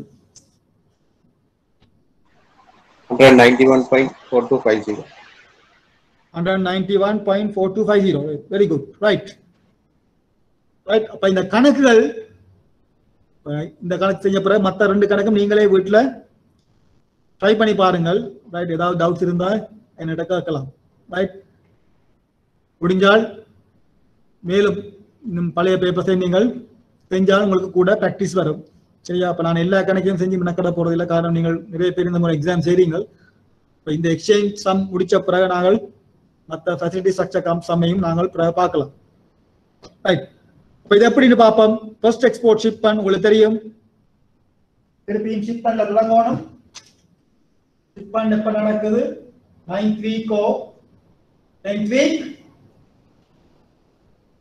ரைட் அப்ப ஷிப்மென்ட் செய்து உங்களுக்கு 2 weeksல ப்ராஃபிட் வருது ஒன்று 11 கிழமையில காசு வரும் அல்லது 12 கிழமையில காசு வரும் அப்ப 11 கிழமையில காசு வந்தால் உங்களுக்கு தெரியும் எத்தனை மாதம் 2 மாதம் 3 கிழமை 12 கிழமைனா சரியாக 3 மாதம் சரியா? இப்ப நீங்க 9 கிழமையில ஷிப்மெண்ட் செய்றீங்க, செய்து 2 கிழமைகளுக்கு பிறகு காசு இலங்கைக்கு வருது. அது 11 கிழமையில உங்களுக்கு எக்ஸ்போர்ட் அது காசு வருது. 11 கிழமை என்ன உங்களுக்கு தெரியும்? 2 மாதமும் 3 கிழமைகள். இல்லாட்டி 12 கிழமையில வரும். 12 கிழமைனா சரியா 3 மாதமே, 4 கிழமை ஒரு மாதம். சரியா? அப்ப 2 மாதம் முதல் 2 மாதத்துக்குள்ள காசு வராது. சரியா? எப்ப காசு வரப்போகுது? 2 மாதத்துக்கு பிறகு 3 கிழமையில வரலாம், இல்லாட்டி 3வது மாதத்துல வரலாம். உங்களுக்கு தெரியும் அங்க 2 மாதம் பிக்ஸ்ட் ஆக இருக்க போகுது, அடுத்த வார மாதம் ஆப்ஷன் ஆக இருக்கு. சரியா? உங்களோட contract 2 months fixed, 1 month option. சரியா? பேங்க்ல வந்து நீங்க சொல்றீங்க ரைட், நான் ஷிப்மெண்ட் செய்து அவர் ஃபோகாஸ்ட் பண்றது ரைட், எனக்கு 2 monthsக்கு பிறகுதான் எனக்கு எக்ஸ்போர்ட் அந்த ப்ரொசீட்ஸ் வர போகுது. பேங்க்கு சொல்லுவார் முதல் 2 மாதம் பிக்ஸ் ஆயிருக்க போகுது, எனக்கு 3வது மாதம் தான் காசு வர போகுது. பேங்க் சொல்ற right 2 months fixed, 1 month option தான் கான்ட்ராக்ட். அதுக்கேற்ற மாதிரி பேங்க்ஸ் அவருக்கு ரேட்ஸ் கோட் பண்ணும். பேங்க்ஸ் கோட் பண்ண போற ரேட்டை தான் நாங்கள் இப்ப பார்க்க போறோம். ரைட்? அப்ப 2 months fixed, 1 month option rate எப்படி இருக்க போகுது நீங்கள் கம்பேர் பண்ணணும். இதெல்லாமே இது பேங்க்ஸ் கோட் பண்ணது, பேங்க் என்னது தனக்கு சாதகமாகத்தான் இந்த எக்ஸ்சேஞ்ச் ரேட்டை கஸ்டமருக்கு வழங்கும். பேங்க் ஒரு நாளும் தனக்கு லாஸ் வர மாதிரி எக்ஸ்சேஞ்ச் ரேட் கோட் பண்ணாங்க. பேங்க் கால்குலேட் பண்ணி, டீலர்ஸ் கால்குலேட் பண்ணி ரைட் இதுதான் எங்களோட ரேட்ஸ். அந்த forward dates சில நேரம் வங்கிகளுக்கு இடையில சின்ன சின்ன வித்தியாசம் இருக்கும். ரைட்? அப்ப 2 months fixed, 1 month option. திருப்பி எந்த ரேட்டை பார்ப்பீங்க? இது எக்ஸ்போர்ட் ஷிப்மெண்ட். இப்ப நீங்க பார்க்க போறது என்னது? பையிங் ரேட்டா, செல்லிங் ரேட்டா? Buying rate. பேங்க்குக்கு எப்பவும் இந்த ரேட்ஸை நீங்கள் பார்க்கணும் from the bank point of view. வங்கியின் சார்பாக வங்கி தான் வாங்குது, வங்கி தான் விற்குது. அந்த அடிப்படையில தான் நீங்கள் இந்த பரிமாற்று விகிதங்களை தேர்ந்தெடுக்கணும், தெரிவு செய்யும். உங்களுக்கு இந்த எக்ஸாம்ல பையிங் ரேட்டை பார்ப்பீங்க. பையிங் ரேட் வந்து 54.20. சரியா? ஒரு கான்ட்ராக்ட் தெரியும் 2 months fixed, 1 month option. Right? 2 months fixed, 1 month option ஒரு கான்ட்ராக்ட். அப்ப 2வது மாதத்தையும் 3வது மாதத்தையும் கம்பேர் பண்றீங்க. USD to LKR 54.20. 2வது 3வது கம்பேர் பண்றீங்க. 2வது உங்களுக்கு தெரியும் 80%, 2வது மாதம் 80%, 3வது மாதம் 120. 120 சரியா? அப்ப 80 ரெண்டும் கூடுது, அப்ப ரெண்டுமே பிரீமியம். 80 கூட்டுவீங்களா 120 கூட்டுவீங்களா? சரியா? பேங்க் அப்போ வாங்குற நேரம் குறைஞ்ச விலைக்கு வாங்கும். அப்ப என்னது? குறைஞ்சதை கூட்டினால்தான் குறைஞ்ச விலையில வாங்கும். 80 கூட்டுறது தான் பேங்குக்கு அட்வான்டேஜ். 0.80 என்னது உங்களோட 155. Dollar to Ruby 155. நாங்க பார்க்க போறோம் GBP to USD. திருப்பி உங்களோட பையிங் ரேட் 1.2160. அங்கால பாத்தீங்கன்னா 2வது மாதத்தையும் 3வது மாதத்தையும் கம்பேர் பண்ற போறீங்க. 1.90 2 கூடுது, 2.80 2.90 கூடுது. ரெண்டுமே பிரீமியம், ரெண்டையும் கூட்டி பார்க்கணும். எது குறைஞ்சதோ அந்த விலைக்கு தான் வங்கி வாங்கும். 1.90 கூட்டுறது வங்கிக்கு லாபமா, 2.80 வங்கி கூட்டுறது லாபமா?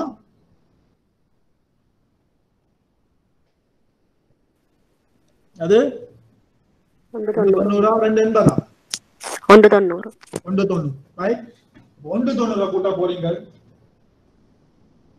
நீங்க தான் திருப்பியும் எக்ஸாம்ல போய் கொண்டு யோசிச்சு கொண்டு இருக்க தேவையில்லை. நான் சொன்னேன் வேற 2 கரன்சி வார நேரம் இந்த ஸ்பெட்டா கூட்ட நேரமோ கழிக்க நேரமோ மறக்காமல் 100ஆல பிரிக்கும். 2160 அதோட கூட்ட போறீங்க 0.019 கூட்டினால் உங்களுக்கு 1.235. உங்களுக்கு தேவை என்னது? GBP to LKR. உங்களோட கஸ்டமர் டீல் பண்றது ஸ்டெர்லிங் பவுண்ட்ஸ் ரைட்? உங்களுடைய நானே LKR. இந்த கிராஸ் ரேட் உங்களுக்கு தேவை GBP to LKR அங்கேயும் போய் எக்ஸாம்ல இந்த ரெண்டையும் ஞாபகத்துல வச்சிருக்கணும். இது ரெண்டையும் பெருக்கணும். நான் ஏற்கனவே உங்களுக்கு சொன்னேன். முதலாவதையும் ரெண்டாவதையும் பெருக்க நேரம் என்ன நடக்கும்? டாலரும் வெட்டுப்பட்டால் உங்களுக்கு ஜிடிபிஓவே இருக்கு. அப்ப 155 into 1.235 191.4250 191.4250. இதுதான் உங்களுடைய முதலாவது ஏற்றுமதி கப்பல் ஏற்றத்திற்கான முன்னோக்கிய செலவாணி ஒப்பந்தத்திற்கான செலவாணி வீதம். இந்த இரண்டாவது டக்குனு செய்யுங்க பாப்போம். செய்யாதவங்க டக்குனு ஒரு கணக்கு செஞ்சு சொல்லுங்க பாப்போம். அதாவது இரண்டாவது ஏற்றுமதி கப்பல் ஏற்றத்திற்கான நாணய மாற்று வீதம்.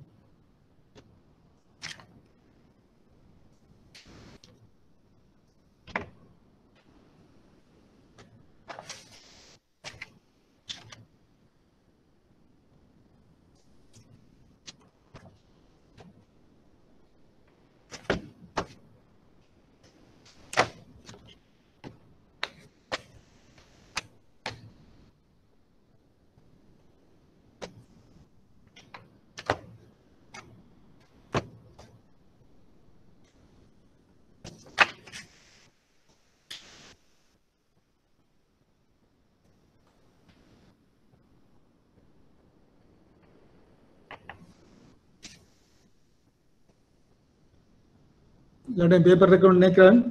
Right? Second export shipment forward booking rate.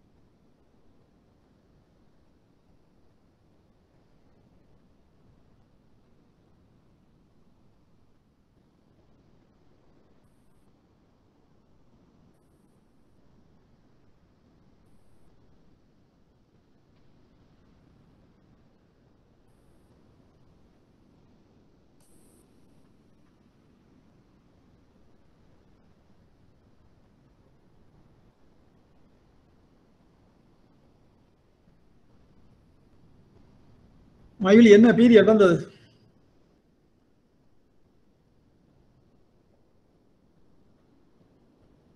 மைவிலி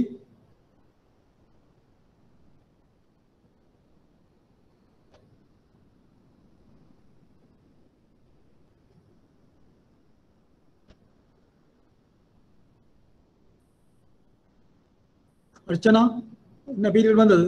second export shipment 193.3176. 193.3176. 193.3176. சரியா? என்ன மாதிரி Ramkumar?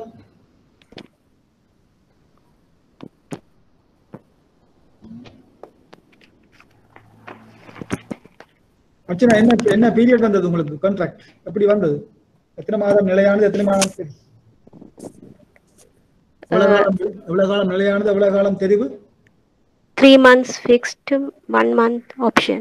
Yeah, very good. 3 months fixed, 1 month option. அப்ப அது எல்லாருக்கும் விளங்கி இருக்குன்னு நினைக்கிறேன். ஏன் 3 months fixed, 1 month option?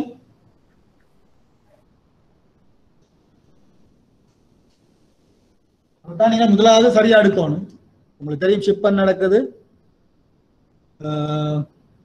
13வது அல்லது 14வது கிழமை. அப்போ எப்பவும் ஷிப்மெண்ட்ல தொடங்கணும் 13வது அல்லது 14வது கிழமை. அது செய்து உங்களுக்கு 2 வீக்ஸ்ல காசு வர போதப்ப 13 கிழமை ஷிப்மெண்ட் செய்திருந்தால் உங்களுக்கு காசு 15 கிழமையில வரும்.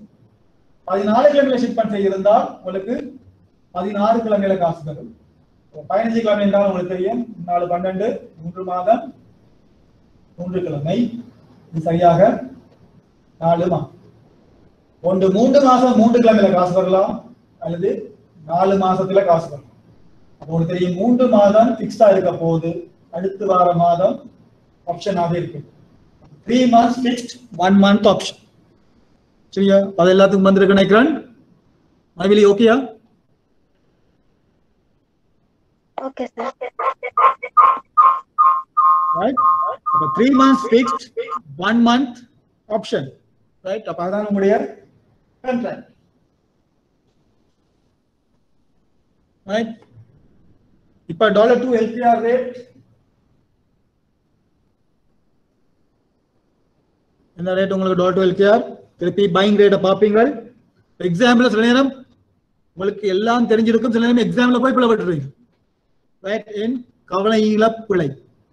நீங்கள் பையிங் ரேட்டுக்கு பதிலாக மாறி செல்லிங் ரேட் எடுத்துருவீங்க. இல்லாட்டி இம்போர்ட்டுக்கு செல்லிங் ரேட்டுக்கு பதிலாக பையிங் ரேட் எடுத்துருவீங்க. அது வடிவா ஞாபகத்தில் இருக்கணும். எக்ஸ்போர்ட்டுண்டா எப்பவும் பையிங் ரேட், இம்போர்ட்டுண்டா எப்பவும் செல்லிங் ரேட். ரேட்ஸை எடுக்கணும், மற்றது எடுக்கணும். சில நேரம் கசபதானத்தை மாற்றி எடுத்துருவீங்க. ரைட்? இல்லாட்டி ஒரு இலக்கத்தை நீங்கள் உங்களுக்கு பார்க்குற நேரம் 6 9 தெரியும், 9 6 தெரியும். அதெல்லாம் கவனிப்பில்ல. அப்ப நீங்க அதைத்தான் திருப்பி கண்டினியூ பண்ண போறீங்க. என்னது ஒரு எக்ஸாமினர் உங்களுக்கு 6க்கு பதிலா நீங்கள் 9 எடுப்பீங்க, 9க்கு பதிலா 6 எடுத்தாண்டு உங்களுக்கு மார்க்ஸ் போட மாட்டாங்க. சரியாக அந்த இலக்கங்களை வடிவாக தெளிவாக எழுதும். சரி, அப்ப 2 3 முறை நீங்கள் கூட அடிஷன் மல்டிப்ளிகேஷனை வடிவா பார்த்துக்கணும். இல்லாட்டி நீங்கள் கவனமாக மார்க்ஸை இழக்க வேண்டி வரும்.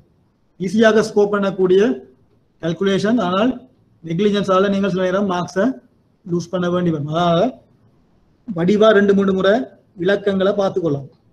சரியா? அப்ப 154.20 உங்களுடைய பையிங் ரேட். அப்ப 3வது மாதம் 4வது மாதத்தை கம்பேர் பண்ணுவீங்க. ரைட்? 3 மாதம் உங்களுக்கு தெரியும் 120, 4வது மாதம் 160. குறைஞ்சதை கூட்டணும் 1.20. அவ்வளவு 155.40. அப்புறம் ஜிபிபி டாலர். ரைட்? என்ன ரேட்? 1.2160. 3ஆம் மாதம் 4வது மாதம் என்னது? 290 280 370. 280 370. அப்ப இதை கூட்டுவீங்க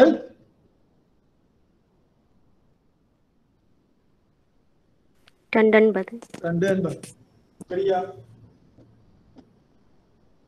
மறக்காமல் 100. இந்த ஸ்டெப்பை போட்டீங்கன்னா நீங்கள் பிளவிட மாட்டீங்கள் எக்ஸாம்ல.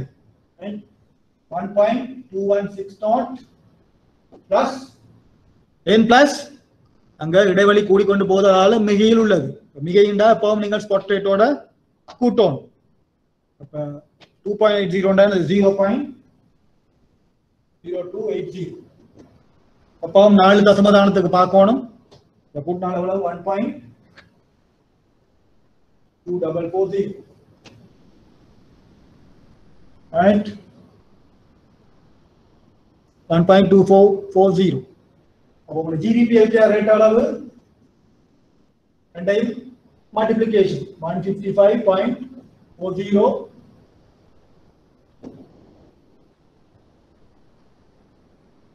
பெருக்கினால் எவ்வளவு வந்தது?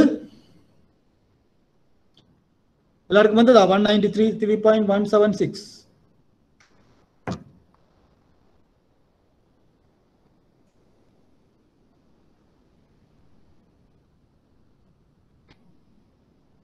$155 into 192.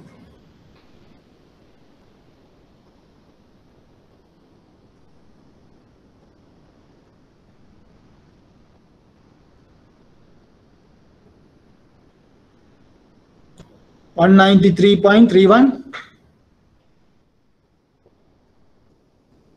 193.31. அப்ப நீங்க கணக்க வடிவாக ஒரு இலக்கம் பிளவிடாம நீங்கள் 4 தசமதானங்களுக்கு செய்தீர்களானால் உங்களுக்கு என்னது அங்க அக்யூரேட் ஆன்சர் வரும் 193.3176, right?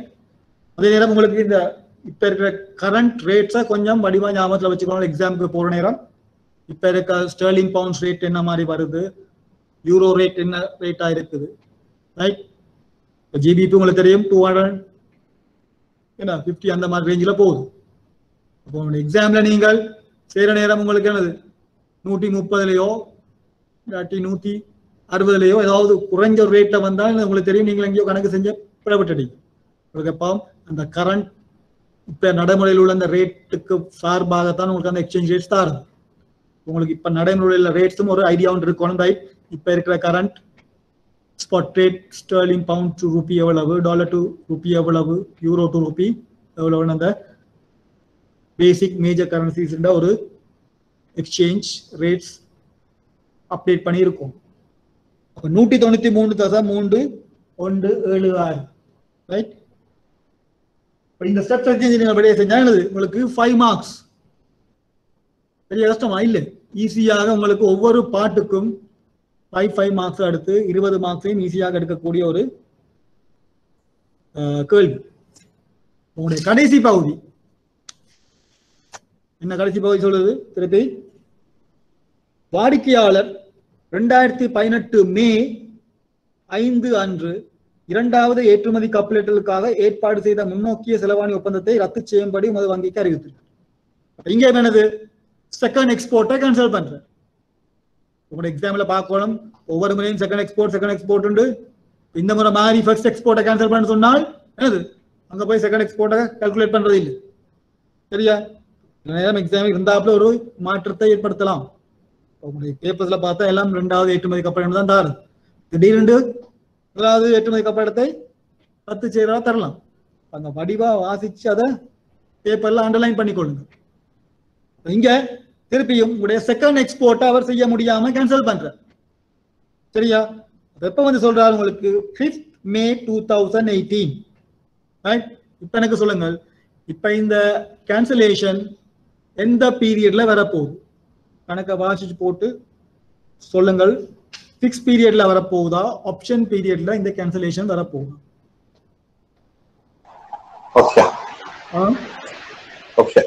Option. Archana, Option. மைவலின்,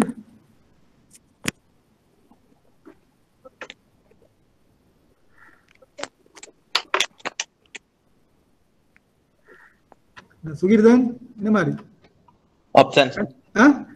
option. யார் ரேட்டை கண்டாக்கள் என்ன ரேட் வந்தது உங்களுக்கு? கேன்சலேஷன் ரேட் என்ன மாதிரி வந்தது? யாராவது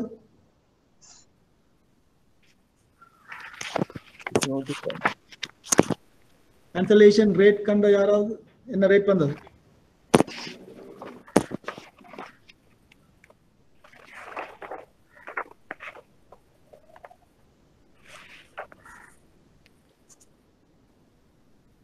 $217.7579.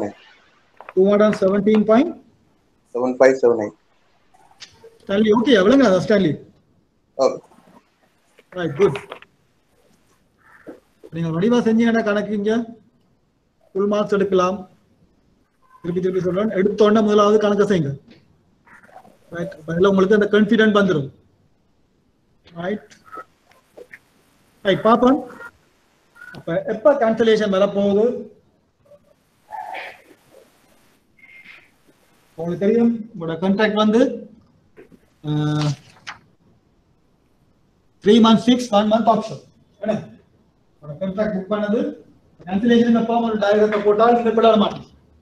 முதலாவது இம்போர்ட் எக்ஸ்போர்ட்டுக்கு நீங்க டயகிராம் எல்லாம் கறி கொண்டிருக்க தேவையில்லை. இந்த கேன்சலேஷனுக்கு டயகிராம் போட்டா உங்களுக்கு டக்குன்னு விளங்கும் எங்க கேன்சலேஷன் நடக்குது. உங்களோட கான்ட்ராக்ட் புக் பண்ண date 1st February 2018. 1st February 2018 தான் உங்களோட எல்லா கான்ட்ராக்டும் புக் பண்ற டேட். அதுல வந்து எங்க இந்த கேன்சலேஷன் வரப்போகுது. முதலாவது, இரண்டாவது, மூன்றாவது, நாலாவது, அஞ்சாவது மாதம் என்ன? first February இது first March 18, first April 18, first May 18, உங்களோட first June 18, உங்களோட first July 18.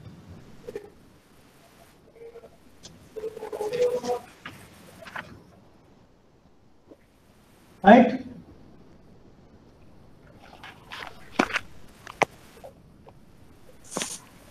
First February 2018.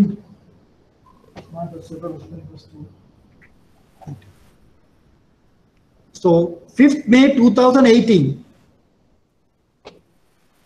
எங்க வர போகுது? பட் கான்ட்ராக்ட் எங்க வர போகுது? 3 months fixed, 1 month option. Right? நான் ரெக்கார்ட் பார்த்தோம்.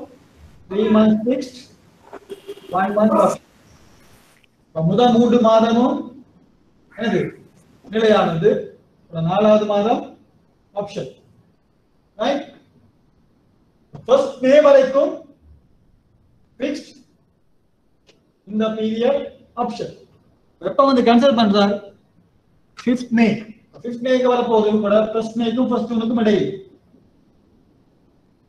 இதுதான் கூட கேன்சலேஷன் டேட். cancellation date எப்ப வருது? உங்களுடைய ஆப்ஷன் பீரியட்ல வருது. சரியா? ஆப்ஷன் பீரியட்ல வந்தால் என்ன நடக்கும்? நீங்கள் எப்பவும் ஸ்பாட் ரேட்டா பாவிக்கும். இப்ப கேள்வி, உங்களோட அந்த கேள்வி செய்யற நேரம் உங்களுக்கு வருது. இந்த cancellation 5th ஏப்ரல்ல வர்றாங்க. cancellation 5th ஏப்ரல்ல வருது. அப்ப என்ன நடக்கும்? இப்ப cancellation எங்க நடக்குது? ஃபிக்ஸ் பீரியட்லயா, option period? Fix period. 5th April cancellation நடக்குது தந்தால் உங்களுக்கு தெரியும். இப்ப நடக்க போகுது cancellation எங்க? உங்களுடைய ஃபிக்ஸ் பீரியட். எக்ஸாம்பிள் நீங்க கால்குலேட் பண்ண நேரம் உங்களோட cancellation ஃபிக்ஸ் பீரியட்ல வந்தால் அப்ப அங்க நீங்க திருப்பி எக்ஸ்சேஞ்ச் ரேட்டை காண்றதுக்கு என்ன செய்வீங்க? உங்களுக்கு தெரியும். ஃபிக்ஸ் பீரியட்ல வருது, ஆனாலும் உங்களோட கான்ட்ராக்ட் ஜூன் வரைக்கும் போகும். ஃபிக்ஸ் பீரியட்ல வந்தாலும் உங்களோட கான்ட்ராக்ட் ஜூன் வரைக்கும் போகுது. சரியா? அங்க நீங்க திருப்பி கால்குலேஷன் பண்ண நேரம் அடுத்த மாதத்துக்கும் போகலாமே. உங்களோட கான்ட்ராக்ட் முடிகிறதுக்குள்ள இன்னொரு மாதம் நீங்கள் கம்பேர் பண்ணலாம். அப்ப அந்த சந்தர்ப்பத்தில் என்னது? உங்களோட அந்த கேன்சல் பண்ற டேட்ல இருக்கிற முதலாவது மாத முன்னோக்கிய ரேட்டையும் நீங்கள் கம்பேர் பண்ண வேண்டும். ரேட்டையும் திருப்பி அடுத்த மாத ஃபார்வர்டையும் கம்பேர் பண்ணி பார்க்கணும். அதுதான் அந்த வித்தியாசம். கேன்சலேஷன் ஆப்ஷன்ல வந்தால் எப்பவும் ஸ்பாட் ரேட்டை மட்டும் எடுப்பீங்கள். ஃபிக்ஸ் பீரியட்ல வந்தால் ஸ்பாட் ரேட்டையும் அடுத்த மாசத்தையும் நீங்கள் முன்னோக்கி பார்த்து திருப்பி எது பேங்க்குக்கு அட்வான்டேஜ் பார்ப்போம்.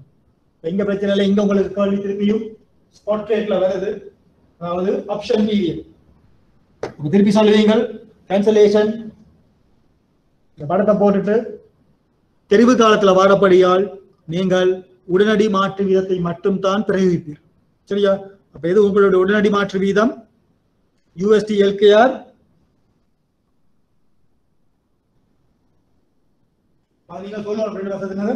எப்ப நடக்குது? ஆப்ஷன் பீரியட்ல. ஆப்ஷன் பீரியட்ல எப்போ நாங்கள் ஸ்பாட் ரேட்டை மட்டும் தான் கணக்கெடுப்போம். அப்ப என்ன ரேட்? டாலர் டு ரூபி உங்களுக்கு தெரியும். இப்ப என்ன நடக்கும்? மேல இவர் செகண்ட் எக்ஸ்போர்ட் செய்ய இல்லை, செய்யாதபடி அவருக்கு காசு வர இல்லை. இவருக்கு காசு வராதபடியா ஸ்டெர்லிங் பவுண்ட்ஸ் இவருக்கு பேங்க்குக்கு கொடுக்க முடியாது. இவருக்கு கொடுக்க முடியாதபடியா பேங்க் என்ன செய்யும்? இவருக்கு அந்த ஸ்டெர்லிங் பவுண்ட்ஸ் வித்து ஏற்கனவே அக்ரி பண்ண ரேட்ல பை பேக். சரியா? அதுதான் அங்க நடக்கிறது. கேன்சலேஷன் நடக்கிறது. பேங்க் செல் பண்ணி திருப்பி பை பண்ணும். அப்ப பேங்க் செல் பண்றபடியா இப்ப செல்லிங் ரேட் நாங்கள் அப்ளை பண்றோம். அப்ப இது செல்லிங் ரேட் உங்களுக்கு தெரியும் 158.60. அப்ப டாலர் டு ரூபி 158.60. அது மாதிரி ஜிபிபி டாலர் அவ்வளவு 1.3730. உங்களுக்கு தெரியும் ஜிபிபி எல்கேஆர் ரேட். இந்த ரெண்டையும் பெருக்கினால் 158.60 1.373 பெருக்கினால் 217.7578. Right? அப்ப இங்க ரேட் நீங்க கண்டுட்டீங்க 217.7578. திருப்பி இங்க கேட்ட கேள்வி ரத்து செயல் மீதான லாபம் அல்லது நட்டத்தை நிர்ணயிப்பதற்காக பிரயோகிக்கப்பட வேண்டிய செலவாணி வீதம். ரைட். இங்க லாபமா நட்டமா?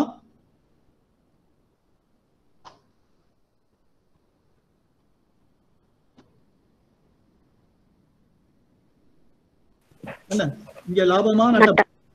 நட்டம். நட்டம். நாங்கள் பார்த்த மூன்றாவது கான்ட்ராக்ட்ல என்ன ரேட் வந்தது? 193.3176. 193.3176. உண்மையிலே அந்த விலைக்கு தான் பேங்க் வாங்கி இருக்கும். இவர் வித்திருப்பார் 193. சரியா? ஆனால் இப்ப என்னது அவர் வாங்கணும் 217 ரூபாய்க்கு கூட விலைக்கு வாங்கணும். வாங்கிட்டு குறைஞ்ச விலைக்கு விற்கும். சரியா? இவருக்கு இப்ப கஸ்டமருக்கு இது கஸ்டமருக்கு லாஸ். அப்ப லாஸ் இன் எக்ஸ்சேஞ்ச் தான் உங்களுக்கு தெரியும் இந்த டிஃபரன்ஸ் 217.7578 மைனஸ் 193.31. அப்ப நீங்கள் உங்களுடைய எந்த எக்ஸ்போர்ட் ஷிப் பண்ண நீங்கள் கேன்சல் பண்ண சொல்றாங்களோ அந்த ரேட்டோட நீங்கள் காண்ற அந்த கேன்சலேஷன் ரேட்டையும் கம்பேர் பண்ணி பார்க்கணும். அது ப்ராஃபிட் இன் எக்ஸ்சேஞ்சா இல்லாட்டி லாஸ் இன் எக்ஸ்சேஞ்சா. ரைட்? எக்ஸ்சேஞ்ச் ரேட்டை கேட்ட மட்டும் கேட்டால் நீங்கள் எக்ஸ்சேஞ்ச் ரேட்டோட விடலாம். பெருமதியை கேட்டால் அந்த அமௌண்டால மல்டிப்ளை பண்ணீங்கன்றால் சரி. சரியா? இதுதான் உங்களோட எக்ஸ்சேஞ்ச் சம். சரியா? இத இந்த ரெண்டு கேள்வி இந்த கணக்குகளையும் வடிவா 2 முறை பிராக்டிஸ் பண்ணுங்கள். அது மாதிரி மற்ற கணக்குகளையும் நீங்களே செய்து பார்த்து ஏதாவது டவுட்ஸ் இருந்தால் என்கிட்ட கேட்கலாம். நாங்கள் இன்றைக்கு பார்ப்போம். சார் இந்த ஃபிக்ஸ்ட்ல இருக்க மட்டும் அது எப்படி கால்குலேஷன் வரும்? ஃபிக்ஸ்லண்டா பாருங்க. இந்த கணக்கோட உங்களுக்கு தொடர்படுத்துறேன். சரியா? கணக்கை பொறுத்து அது மாறும். உதாரணத்துக்கு இது ஃபிக்ஸ்ட்னு வச்சால் இங்க $2 ரூபி என்னது 58.60. ரைட்? ஃபிக்ஸ் பீரியட்ல நடக்குது. ஃபிக்ஸ் பீரியட் என்றால்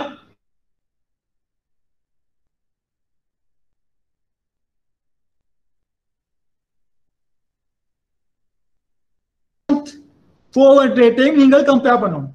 அப்ப 158.60 for 1 month உங்களுக்கு 60.70 அங்கேயும் இடைவெளி கூடுது பிரீமியம். அப்ப இப்ப என்ன செய்யுது? இப்ப பேங்க் நீங்க விற்க போறீங்க. அப்ப விற்க போற நேரம் திருப்பி பேங்க் கூடிய விலைக்கு விற்க பார்க்கும். அப்ப ஃபிக்ஸ் ரேட்ல வந்தா ஃபிக்ஸ் பீரியட்ல வந்தால் நீங்க அந்த ஸ்பாட் ரேட்டோட திருப்பி 70 சென்ட்ஸா கூட்டுவீங்க.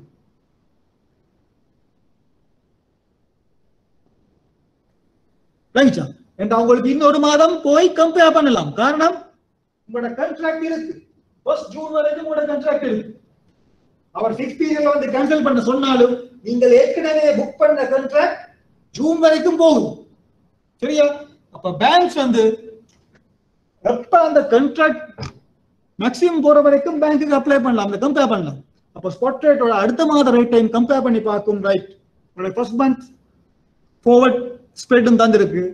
அப்ப கம்பேர் பண்ணி பார்த்தா உங்களுக்கு தெரியும் ஸ்பாட் ரேட்டோட 1 மந்த் இது கூட பிரீமியம். அப்ப கூட்டினாலும் உங்களுக்கு 158.60 plus 70 cents கூட்டி போட்டு நீங்கள் அப்ளை பண்ணுங்க. அது மாதிரி ஜிபிபி டாலரும் 1.3730 திருப்பி இங்க 110 120 கூடுது. திருப்பி 120 கூட்டி போட்டு ரெண்டையும் பெருக்குது. ஓகே. ரைட்? அப்ப ஃபிக்ஸ் பீரியட்ல வந்தா எப்பவும் நீங்க அடுத்த மாதத்தையும் கம்பேர் பண்ணி பார்க்கலாம். ஆப்ஷன் பீரியட்ல வந்தால் எப்பவும் நீங்கள் ஸ்பாட் ரேட்டை மட்டும்தான் எடுக்கும்.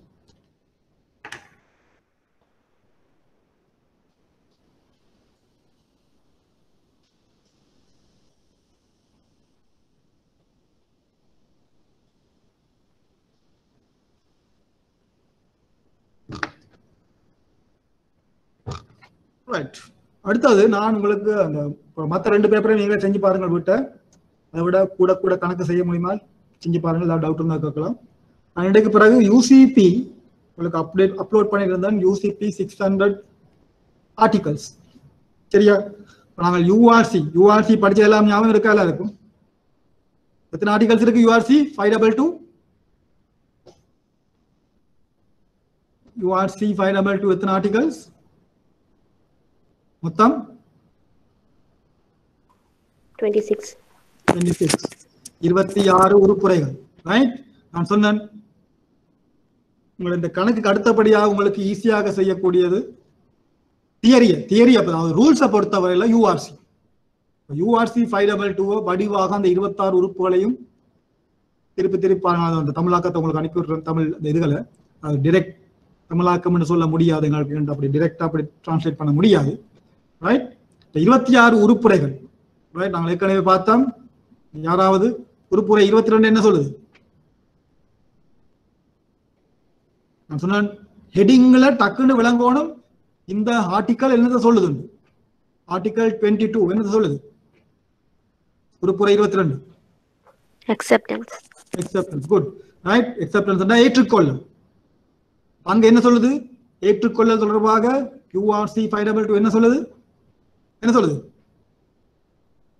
அங்க வர மெயின் கான்செப்ட் உங்களுக்கு விளங்கணும். acceptance தொடர்பாக URC 522 என்ன சொல்லுது?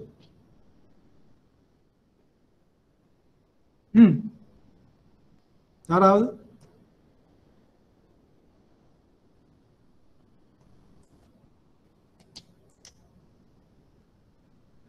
இருக்கிற எல்லாருமே 31st எக்ஸாம் செய்றீங்களா? என்ன மாதிரி யார் எக்ஸாம் செய்யல? யார் செய்யறது? எத்தனை பேர் செய்றீங்க? 31st எல்லாருமே எக்ஸாம் செய்றீங்களா? இல்லாட்டி நான் செய்றேன். எல்லாரும் இப்போ ஹை டைம் என்ன?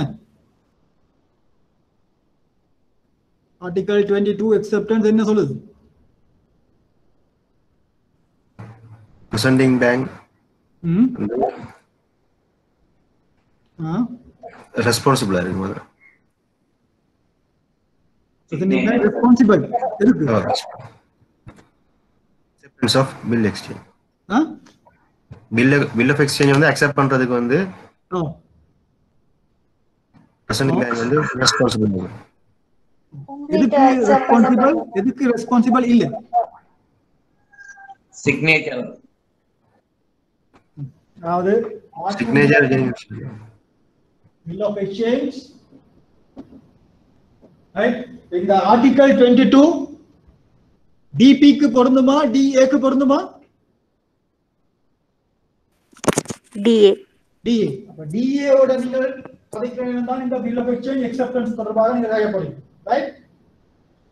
நான் சொன்னேன் யூஆர்சி கலெக்ஷன்ல bill of exchange டிராவர் அதாவது பிரின்சிபல் இந்த bill of exchange யார் மீது வரைய வேணும்? யார் மீது வரைய வேண்டும்? ரோய் மாற்றுண்டியல் யார் மீது வரையப்பட வேண்டும்? உங்களுக்கு தெரியும் bill of exchange drawback of the exporter ஏற்றுமதியாளர் யாரின் பெயரின் மீது வரையணும்? யாருடைய பேர்ல bill of exchange வரையணும்? யாருடைய பேர்ல?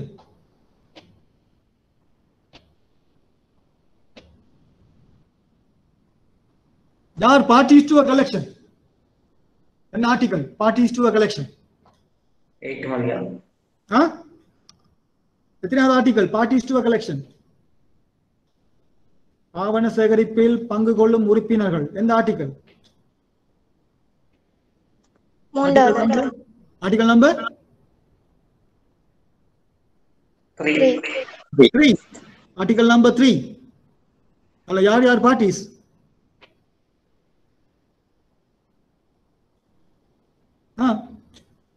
ஆர்டிகல் 3 இன் பிரகாரம் யார் ஆவண சேகரிப்பில் பங்கு கொள்ளும் உறுப்பினர்கள்? பிரின்சிபல். நீங்க ஆர்டர்ல போனா போக மாட்டீங்க. யார் முதலாவதால்? பிரின்சிபல் ஏற்றுமதியாளர் ரைட். பிரின்சிபல். அடுத்தது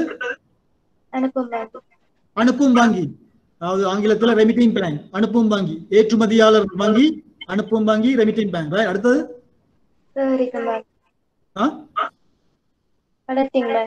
கலெக்டிங் பேங்க், அதாவது சேகரிக்கும் வங்கி அல்லது இறக்குமதியாளரின் வங்கி. நான் சொன்னேன் கலெக்டிங் பேங்க்கும் பிரசன்டிங் பேங்க்கும் அதிகமான சந்தர்ப்பங்களில் ரெண்டும் ஒரே வங்கி. Collecting bank and presenting bank one and the same. Right? பிறகு உங்களோட யாரு? ஓ, கலெக்டிங் பேங்க், பிரசன்டிங் பேங்க், அடுத்தது யார்? ரோய். ரைட்?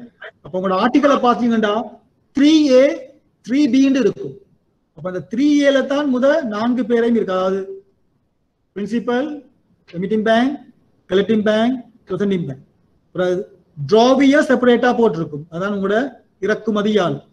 சரியா? அப்ப இந்த யூஆர்சி ஆவண சேகரிப்பை பொறுத்தவரை எப்போதும் மாற்றுண்டியல் இறக்குமதியாளரின் மீது வரையப்பட வேண்டும். சரியா? சில நேரம் உங்களுக்கு 4 கூட்டுகளை தந்து போட்டு கேட்கலாம், இல்ல இது கூற்று உண்மை பிழை. அதெல்லாம் என்னது, உங்களுக்கு அந்த உறுப்புரைகள் வடிவா தெரிஞ்சு ஆர்டிகல்ஸ் வடிவா தெரிஞ்சாதான் நீங்கள் அந்த ஸ்டேட்மெண்ட்டை வடிவா தெரிவு செய்யலாம். சரியா? ஆனால் எல்சியில அப்படி இல்லை. எல்சியில நாங்க பார்ப்போம். டிராவி வந்து applicants bank, issuing bank. Right? அங்க யூசிபி சொல்லுது drafts cannot be, bills of issuance cannot be drawn on the drawee. அங்க always on the applicant's bank, issuing bank. சரியா? கலெக்ஷன்ல எப்பவும் இறக்குமதியாளர் மீது வரையப்படணும். காரணம், அந்த ஆவண சேகரிப்பு கொடுப்பனவுக்கும் வங்கிகளுக்கும் எந்த விதமான கடப்பாடு இல்லை. நாங்கள் இந்த பில்ல பிரச்சனைக்குரிய பெருமதியை பே பண்ண வேண்டிய கடமைப்பாடு பேங்க்ஸுக்கு இல்லை. அப்படி எப்பவும் இந்த இறக்குமதியாளர் மீதுதான் வரையணும். அவன் ஏபிசி கம்பெனி, ஏபிசி கம்பெனிடா அவர் ஏபிசி கம்பெனி இதுல சைன் பண்ணுவார். accepted, right? ரெண்டு டைரக்டர் சைன் பண்ணலாம், ரைட்? ABC company. இந்த யூஆர்சி ஆர்டிகல் 22 சொல்லுது, right? ABC company bill of exchange draw பண்ணிருக்கு, ஏபிசி கம்பெனி accepted சைன் பண்றாங்க, 2 பேர் சைன் பண்ணிருக்காங்க, ரைட்? அதை மட்டும்தான் நாங்கள் கலெக்டிங் பேங்கோ பிரசன்டிங் பேங்கோ பார்க்க போறோம். ரைட்? அந்த ஃபார்ம், அக்செப்டன்ஸ் ஃபார்ம், ரைட்? அதை விட்டுட்டு அதுல 2 டிரெக்டர் சைன் பண்றதா இல்லாட்டி 3 டிரெக்டர் சைன் பண்ணணுமா, இல்லாட்டி அந்த டிரெக்டர்ஸ் சிக்னேச்சர் உண்மையா இல்லாட்டி ஃப்ராடிலண்ட் ஆண்டு பார்க்க வேண்டிய அவசியம் இல்லை. அதுதான் ஆர்டிகல் 22 சொல்லுது. சரியா? ஆர்டிகல் 8 என்ன சொல்லுது? உறுப்புரை 8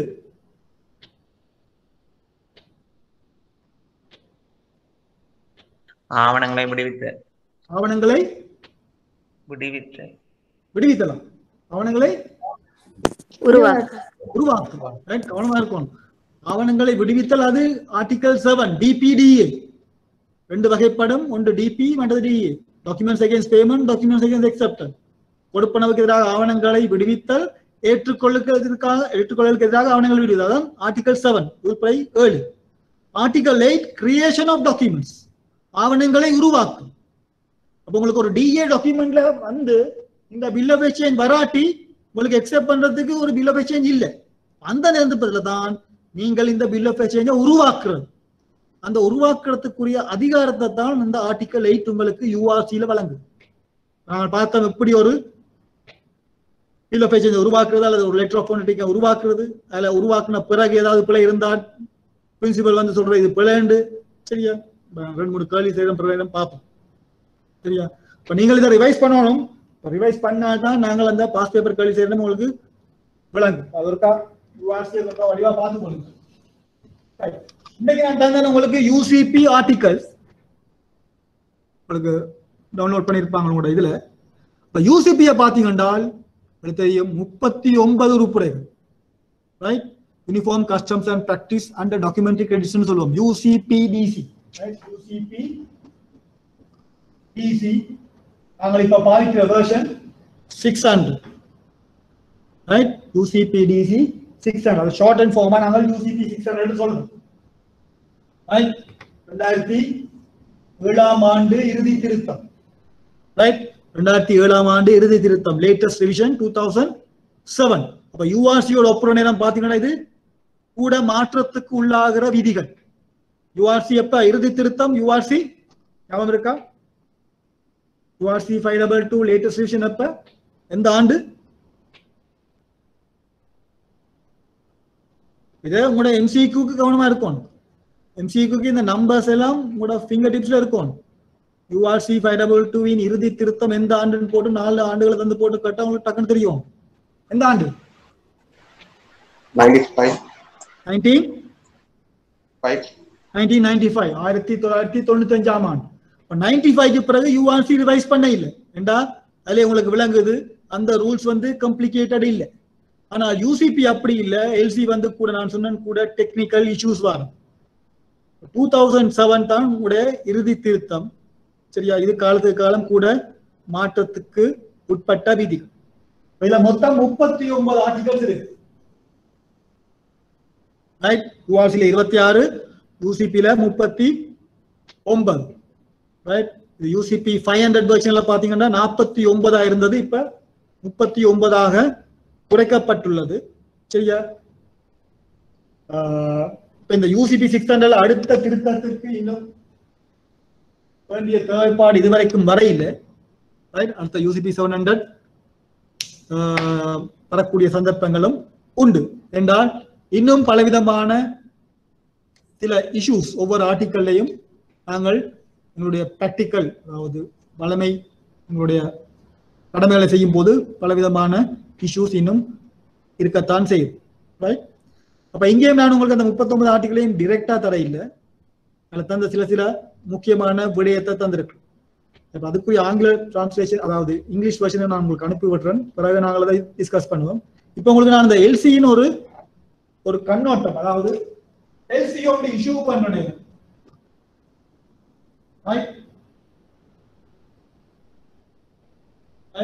தெரியும் லெட்டர் ஆஃப் கிரெடிட்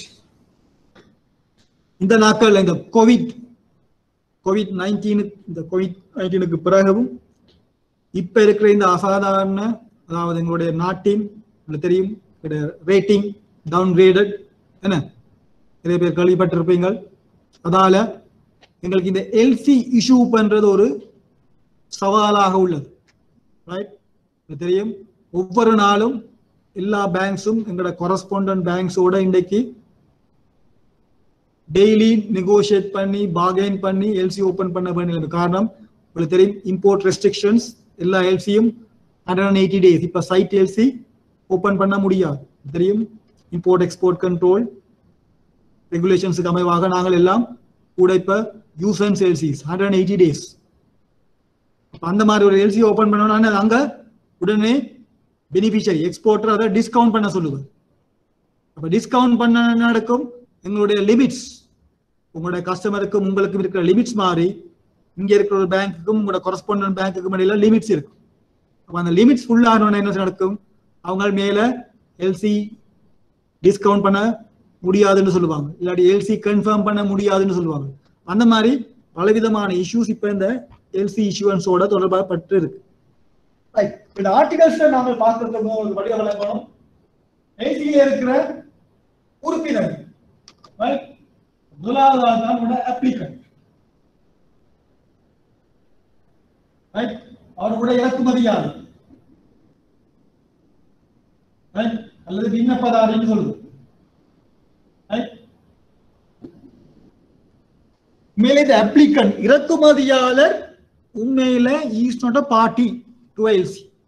நம்மளோட இம்போர்ட்டர் வந்து எல்சி அப்ளிகேஷனை கொண்டு பேங்க்ல கொடுத்து எல்சி ஒன்று ஓபன் பண்ண சொன்னாலும் ரைட் உண்மையில இம்போர்ட்டர் வந்து ஒரு எல்சியில இருக்க பார்ட்டி அல்ல, ஒரு உறுப்பினர் அல்ல. சரியா? இறக்குமதியாளர் வந்து உங்களுக்கு பேங்க்ல எல்சி ஒன்று ஓபன் பண்ண சொல்ற அர்த்தம் பிறகு பேங்க் தான் அந்த அண்டர்டேக்கிங் எடுக்குது. அந்த உறுதி உத்தரவாதத்தை யாருக்கு வழங்குது? ஏற்றுமதியாளருக்கு. ரைட்? அங்க இறக்குமதியாளரின் வங்கிக்கும் பயனாளி என்று சொல்லுவோம், அதாவது ஏற்றுமதியாளருக்கும் இடையில் தான் அங்க ஒப்பந்தம். சரியா? உங்களுடைய சேல்ஸ் கண்ட்ராக்ட் இம்போர்ட்டருக்கும் எக்ஸ்போர்ட்டருக்கும் இடையில இருக்கு சரி, ஆனால் அந்த கண்ட்ராக்டின் பிரகாரம் பேமெண்ட் மெத்தட் எல்சியாக அமையும் பொழுது அந்த எல்சியின் கீழ் பேமெண்ட் ஆப்ளிகேஷன் பேங்க்குக்கும் எக்ஸ்போர்ட்டருக்கும் இடையில் தான் இருக்கும். உங்களோட இம்போர்ட்டர் பே பண்ணா என்ன, பே பண்ணாட்டி என்ன, பேங்க் நீங்கள் பே பண்ணும். அதுதான் கலெக்ஷனுக்கும் எல்சிக்கும் உள்ள வித்தியாசம். கலெக்ஷன்ல உங்களோட இம்போர்ட்டர் பே பண்ணாட்டி நீங்கள் பே பண்ண தேவை. அது கலெக்டிங் பேங்குக்கோ பிரசன்டிங் பேங்குக்கோ எந்த விதமான அப்ளிகேஷன் இல்ல, பேமெண்ட் செய்யணும். ஆனா எல்சியில கட்டாயம் எல்சி டேர்ம்ஸ் அண்ட் கண்டிஷன்ஸுக்கு அமைவாக ஏற்றுமதியாளர் ஆவணங்களை சமர்ப்பித்தால் நீங்கள் அதற்குரிய கொடுப்பனவை செய்யும். அப்ப இம்போர்ட்டர் வந்து உங்களுக்கு முதல் எல்சி அப்ளிகேஷனை ஃபில் பண்ண சொல்லுவோம். ஒவ்வொரு பேங்க்லயும் எல்சி அப்ளிகேஷன் இருக்கும், சரியா? உங்களோட ஸ்டாண்டர்ட் எல்சி அப்ளிகேஷனை பார்த்தால் வழங்கும். பேங்க் டு பேங்க் சில வித்தியாசங்கள் தான் இருக்கும். மோரலஸ் இந்த எல்சி அப்ளிகேஷன் பொதுவாக ஒரே வடிவத்தில் இருக்கு. அந்த எல்சி அப்ளிகேஷன்ல பலவிதமான இதுகள் இருக்கும். அதை உங்களோட கஸ்டமர் ஃபில் பண்ணும் எல்சி அப்ளிகேஷன், சரியா? அப்ப உங்களோட கஸ்டமர் அப்ளிகன்ட் இறக்குமதியாளர் எல்சி அப்ளிகேஷனை ஃபில் பண்ணி உங்களுக்கு பேங்க்கு சொல்லுவார் இந்த எல்சியை இஷ்யூ பண்ண சொல்லி. அப்ப நீங்க யாருக்கு எல்சி இஷ்யூ பண்ணுவீங்க? கலெக்ஷன் நடக்கும், உங்களுக்கு தெரியாமலே டிபி டாக்குமெண்ட் வரலாம். ஒரு கஸ்டமருக்கு டிபி டாக்குமெண்ட் வரலாம். அவருக்கு என்னது, அங்க டிபி டிஏ லிமிட் இருக்காது. அவர் டிபி டாக்குமெண்ட் வந்தால் அவர் அக்கௌண்ட்ல காசை போட்டு டாக்குமெண்ட் எடுப்பார். இல்லாட்டி அவருக்கு லோன் ஃபெசிலிட்டி இருந்தால் நீங்க லோனை கொடுத்து போட்டு டிபி டாக்குமெண்ட்டை விடுவீங்க. ஆனால் எல்சி அப்படி அல்ல. எல்சி ஓபன் பண்றதுக்கு உங்களுக்கு அந்த வாடிக்கையாளரை பற்றி வடிவாக தெரிந்திருக்கும். நாங்கள் பொதுவா வாக்கிங் கஸ்டமர்ஸுக்கு எல்லாம் எல்சி ஓபன் பண்றது இல்லை. எல்சி ஓபன் பண்றதுக்கு உங்களுக்கு தெரியும், எஸ்டாப்ளிஷ்ட் லிமிட்ஸ் என்று சொல்லுவோம், எல்லைகள். ரைட்? ஆவண கடிதம் வழங்குவதற்கான எல்லை இருந்தால், அதாவது லிமிட் இருந்தால் தான் நாங்கள் எல்சி ஓபன் பண்ணுவோம். இல்லாட்டி நீங்க 100% மார்ஜின் செக்யூரிட்டியாக 100% மார்ஜின் எடுத்து போட்டு எல்சி ஓபன் பண்ணுங்க, சரியா? அப்ப அது லிமிட் அல்லது மார்ஜின். அதை நீங்க முதல்ல வெரிஃபை பண்ணி கொள்ளணும். உங்களோட கஸ்டமருக்கு எல்சி ஓபன் பண்ணலாமா, முடியாது. பிறகு இந்த அப்ளிகன்ட் வந்து யாருக்கு கொடுக்கிறார் அந்த எல்சியை? எல்சி இஷ்யூயிங் பேங்க், அதாவது ஆவண கடிதம் வழங்கும் வங்கி. ரைட்? இஷ்யூயிங் பேங்க் நாங்க சொல்லுவோம் வழங்கும் வங்கி. ரைட்? இங்க பாத்தீங்கன்னா கலெக்ஷன்ல பாவிக்கிற அந்த டெர்மினாலஜிக்கும் எல்சியில பாவிக்கிற டெர்மினாலஜிக்கும் வித்தியாசம் உங்களுக்கு தெரியும். நிறைய பேர் இந்த பிள்ளைகள் விடுறது. ரைட்? கலெக்ஷன்ல போய் இஷ்யூயிங் பேங்க் காய்க்கிறது, இல்லாட்டி எல்சியில போயிட்டு ரெமிட்டிங் பேங்க் காய்க்கிறது. அப்பல உங்களுக்கு தெரியும், கலெக்ஷன்ல தான் remitting bank, collecting bank, presenting bank. எல்சியில வார நேரம் அந்த டெர்மினாலஜி நீங்கள் யூஸ் பண்ணலாம். இங்க இறக்குமதியாளருக்கு ஒரு பெயர் இருக்கு, இறக்குமதியாளர் வங்கிக்கு ஒரு பெயர் இருக்கு, ஏற்றுமதியாளருக்கு ஒரு பெயர் இருக்கு, ஏற்றுமதியாளர் வங்கிக்கு ஒரு பெயர் இருக்கு. அந்த பெயர்களை நீங்கள் வடிவாக விளங்கி இந்த விதிகளில் பயன்படுத்தும். எல்சி இஷ்யூயிங் பேங்க் தான் உங்களோட இம்போர்ட்டட் பேங்க். அப்ப இம்போர்ட்டட் பேங்க் வந்து என்னது, எல்சி அப்ளிகேஷனை இஷ்யூயிங் பேங்க்கு சொல்லுவார், இந்த எல்சியை இஷ்யூ பண்ண சொல்லி, சரியா? அந்த எல்சியை இஷ்யூ பண்ற பேங்க் யாருக்கு எல்சி அனுப்பணும்? வேறொரு நாட்டில் உள்ள எக்ஸ்போர்ட்டர். அந்த எக்ஸ்போர்ட்டர் நாங்க சொல்லுவோம் பெனிஃபிஷரி. தமிழ்ல பயனாளி. அப்ப எல்சி இஷ்யூயிங் பேங்க் இந்த எல்சி அனுப்பணும் எக்ஸ்போர்ட்டருக்கு, வேற ஒரு நாட்டில் உள்ள எக்ஸ்போர்ட்டர். எப்படி அனுப்புறது? நான் ஏற்கனவே ஸ்விஃப்ட்ல படிக்க நேரம் சொன்னேன், MT700. ஸ்விஃப்ட்ல MT700 அந்த டைப் ஆஃப் ஸ்விஃப்ட் மெசேஜின் மூலம் நாங்கள் எல்சியை அனுப்பி வைப்போம். ஆனால் எங்களுக்கு டைரக்டா அனுப்ப முடியாது. யார் மூலமாக அனுப்பணும்? நாங்கள் ஏற்கனவே படித்தோம், கொரஸ்பாண்டன்ட் பேங்க். பெனிஃபிஷரி பேங்க் ஜப்பான்ல இருந்தால், பெனிஃபிஷரி ஜப்பான்ல இருந்தால், அப்ப நாங்கள் ஸ்ரீலங்கால இருந்து ஜப்பான்ல உள்ள ஒரு பேங்குக்கு அந்த எல்சி அனுப்போம். ஜப்பான்ல உள்ள ஒரு பேங்குக்கு எல்சி அனுப்பணும். அந்த பேங்கை நாங்கள் சொல்லுவோம் அட்வைசிங் பேங்க். அதாவது அறிவுறுத்தும் வங்கி.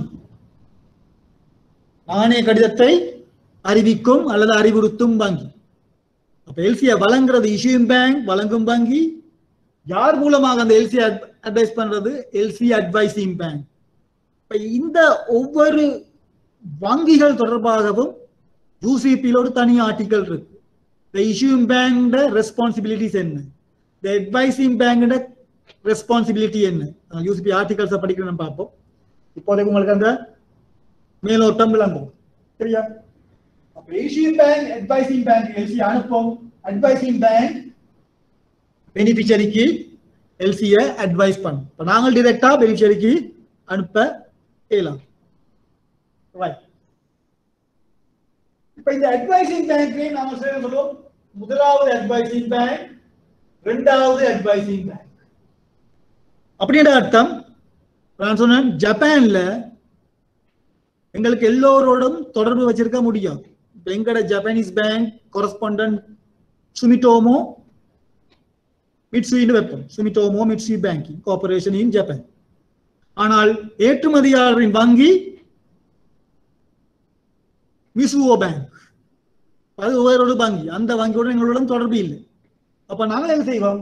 எல்சி அனுப்புவோம் எங்களுடைய கொரஸ்பாண்டன்ட் பேங்க் சுமிட்டோ பேங்குக்கு. எல்சியில சொல்லுவோம், இந்த எல்சிய மிசுவோ பேங்க் மூலமாக அட்வைஸ் பண்ண சொல்லுவோம். அப்ப அங்க ஃபர்ஸ்ட் அட்வைசிங் பேங்க் எங்கட correspondent Sumitomo, second advising bank Mizuho bank, அவங்க எல்சிய அட்வைஸ் பண்ணும். சரியா? நேரம் நாங்கள் அட்வைஸ் பண்ணி இங்க எல்சில செகண்ட் அட்வைசிங் பேங்க் போட்டாலும் அந்த பேங்க் டைரக்டாகவும் அட்வைஸ் பண்ணும். அதெல்லாம் அட்வைசிங் பேங்க் சாய்ஸஸ். இதுகள் தான் நாளுக்கு நாள் வர இஷ்யூஸ். ஒவ்வொரு நாளும் கஸ்டமர்ஸ் சொல்லுவாங்க, எல்சியை போட்டோம், எல்சி அனுப்புனீங்கள், இன்னும் அவருக்கு போய் சேரையில், ரைட், எக்ஸ்போர்ட்டருக்கு எல்சி போய் சேரையில் ஏண்டா அங்கங்க டிலேஸ் இருக்கு. இந்த கோவிட்-19 பார்த்தா இன்னும் கூட இந்த இஷ்யூஸ் வருது. ஸ்பெஷலி இந்தியாவில கூட லாக்டவுன்ல இந்தியாவுக்கு போற எல்சிஸ் எல்லாம் கணக்க டிலேஸ். அதெல்லாம் என்னது, எங்களுக்கு அப்பாற்பட்ட இது, எங்களுக்கு ஒன்றும் கண்ட்ரோல் பண்ண இயலாது. சரி, அப்ப அந்த மாதிரி இஷ்யூஸும் இப்ப அடிக்கடி இந்த கோவிட்-19 பிறகு இருக்கு. சில நேரம் இன்னொரு பேங்க் கொண்டு வருது, நாங்க சொல்லுவோம் கன்ஃபர்மிங் பேங்க். அது உறுதிப்படுத்தும் வங்கி. யார் உறுதிப்படுத்தும் வங்கி? இதுவும் எல்சி அப்ளிகேஷன்ல பாத்தீங்க என்றால், அடுத்த முறை நாங்கள் அந்த எல்சி அப்ளிகேஷனோடு ஃபில் பண்றது அப்படின்னு பார்ப்போம். அந்த எல்சி அப்ளிகேஷன்ல இருக்கும் கன்ஃபர்மிங் பேங்க். கன்ஃபர்மிங் பேங்க் என்ற அர்த்தம், நாங்கள் வழங்குற எல்சிய ஏற்றுமதியாளரின் நாட்டில் பொதுவாக ஒரு வங்கி அந்த எல்சியை உறுதிப்படுத்தும். இப்ப எங்கட ஸ்ரீலங்காவில் இப்ப எங்கட கிரெடிட் ரேட்டிங், எங்கட நாட்டின் கிரெடிட் ரேட்டிங் கீழே போற நேரம் இப்ப என்ன ஏற்றுமதியாளர்களுக்கு சந்தேகம், ஏற்றுமதியாளர் நாட்டில் உள்ள வங்கிகளுக்கும் சில நேரம் சந்தேகம். அப்ப அந்த நேரங்கள் அவங்க கேட்கிறது கன்ஃபர்ம் எல்சி. உங்களுக்கு விளங்கணும், கன்ஃபர்ம் எல்சிக்கும் அன்கன்ஃபர்ம் எல்சிக்கும் என்ன வித்தியாசம்? உறுதிப்படுத்தப்பட்ட ஆவண கடிதம், உறுதிப்படுத்தப்படாத ஆவண கடிதம். உதாரணத்துக்கு ஸ்ரீலங்காவில் இருக்க ஒரு பேங்க் எல்சியை இஷ்யூ பண்றீங்க. அப்ப அங்க போனோன்னு அந்த பெனிஃபிஷரி அந்த எல்சியை ஏற்றுக்கொள்ள மாட்டார். அவர் சொல்லுவார், தனக்கு இந்த வங்கியின் மீது கொஞ்சம் டவுட், இல்லாட்டி ஸ்ரீலங்கா கண்ட்ரி மேல ஒரு டவுட், தனக்கு பேமெண்ட் வருமா இல்லையா. அந்த மாதிரி சந்தர்ப்பங்கள்ல பெனிஃபிஷரி சொல்லுவார், தனக்கு இந்த எல்சியை கன்ஃபார்ம் பண்ண சொல்லு. அப்ப பொதுவாக அந்த அட்வைசிங் பேங்காக இருக்கலாம், இந்த அட்வைசிங் பேங்கே எல்சியை கன்ஃபார்ம் பண்ணலாம், இல்லாட்டி இன்னொரு தேர்ட் பேங்க் எல்சி அட்வைஸ் பண்ணி அந்த எல்சியை இன்னொரு தேர்ட் பேங்க் அந்த எல்சியை கன்ஃபார்ம் பண்ணும். அங்க கன்ஃபார்ம் பண்ற அர்த்தம் உங்களுக்கு தெரியும், இஷ்யூயிங் பேங்க் எல்சி ஒன்று இஷ்யூ பண்ணா கட்டாயம் பே பண்ணணும், மறுக்க முடியாது. அதுதான் நான் சொல்லுவோம் முதலாவது உத்தரவாதம், ஏற்றுமதியாளர் கிடைக்கிற முதலாவது உத்தரவாதம். பச்சையில இஷ்யூயிங் பேங்க்கு ஏதாவது நடந்து, எங்களோட இஷ்யூயிங் பேங்க் எல்சி இஷ்யூ பண்ற பேங்க் பேங்க்ரப்ட் ஆகி இல்லாட்டி பே பண்ண முடியாத ஒரு சந்தர்ப்பத்தில் கன்ஃபார்ம் எல்சி என்றால் அந்த கன்ஃபர்மிங் பேங்க் அந்த எக்ஸ்போர்ட்டருக்கு பேமெண்ட்டை செய்யும். அது ரெண்டாவது அண்டர்டேக்கிங். அப்போ ஒரு கன்ஃபார்ம் எல்சியில ரெண்டு undertaking, first undertaking from the issuing bank, second undertaking from the confirming bank. சரி, அது விளங்கும். அன்கன்ஃபார்ம் எல்சியில வெறும் இஷ்யூயிங் பேங்க்ல இருந்து மட்டும்தான் உத்தரவாதம் போகும், ஏற்றுமதியாளருக்கு அந்த எல்சியின் கீழ் கொடுப்பனவு செய்யப்படும். ரைட்?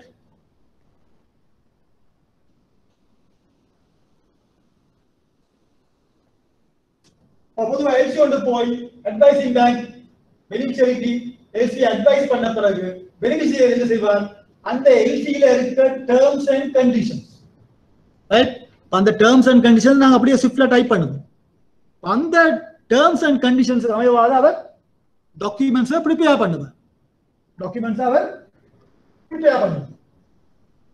அதே நேரம்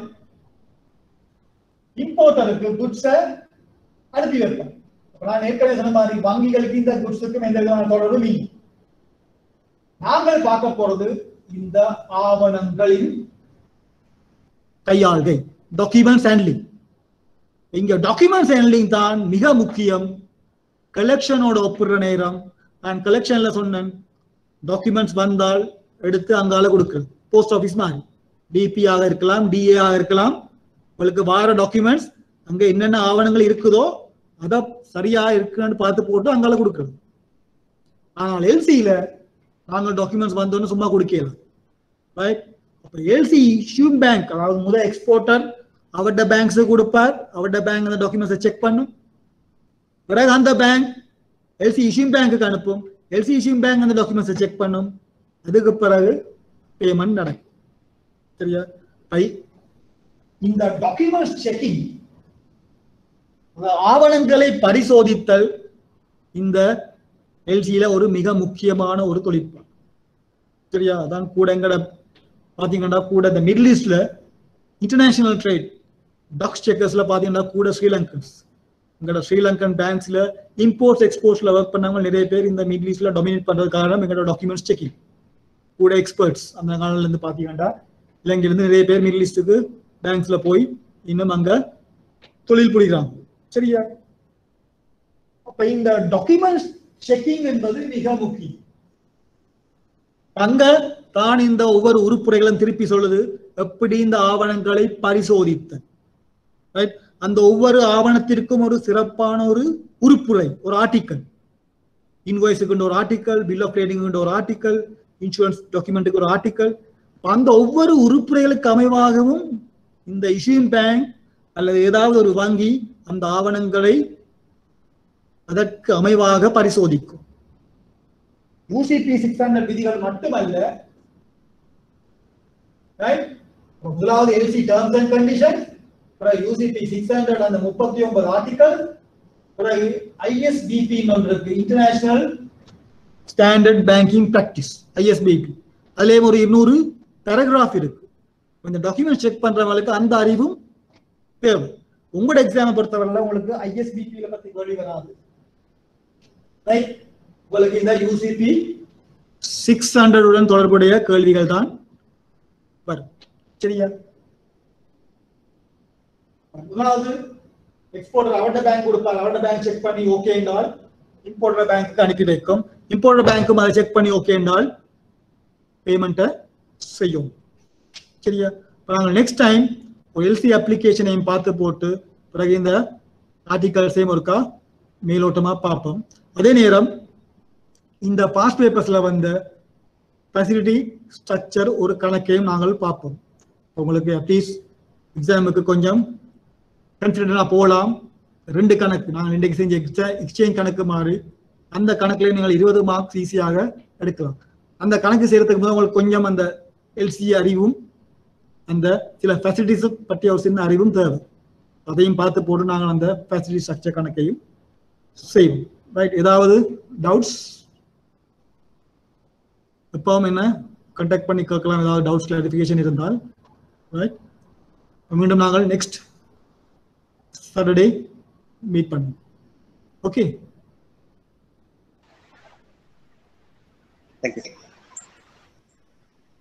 அப்படியா? திருப்பி எல்லாம் அந்த படிங்களேன் ஆர்டிகல்ஸ் யூஆர்சி எல்லாம் திருப்பி படிச்சா தான் ஞாபகத்தில் நிற்கும். ஓகே.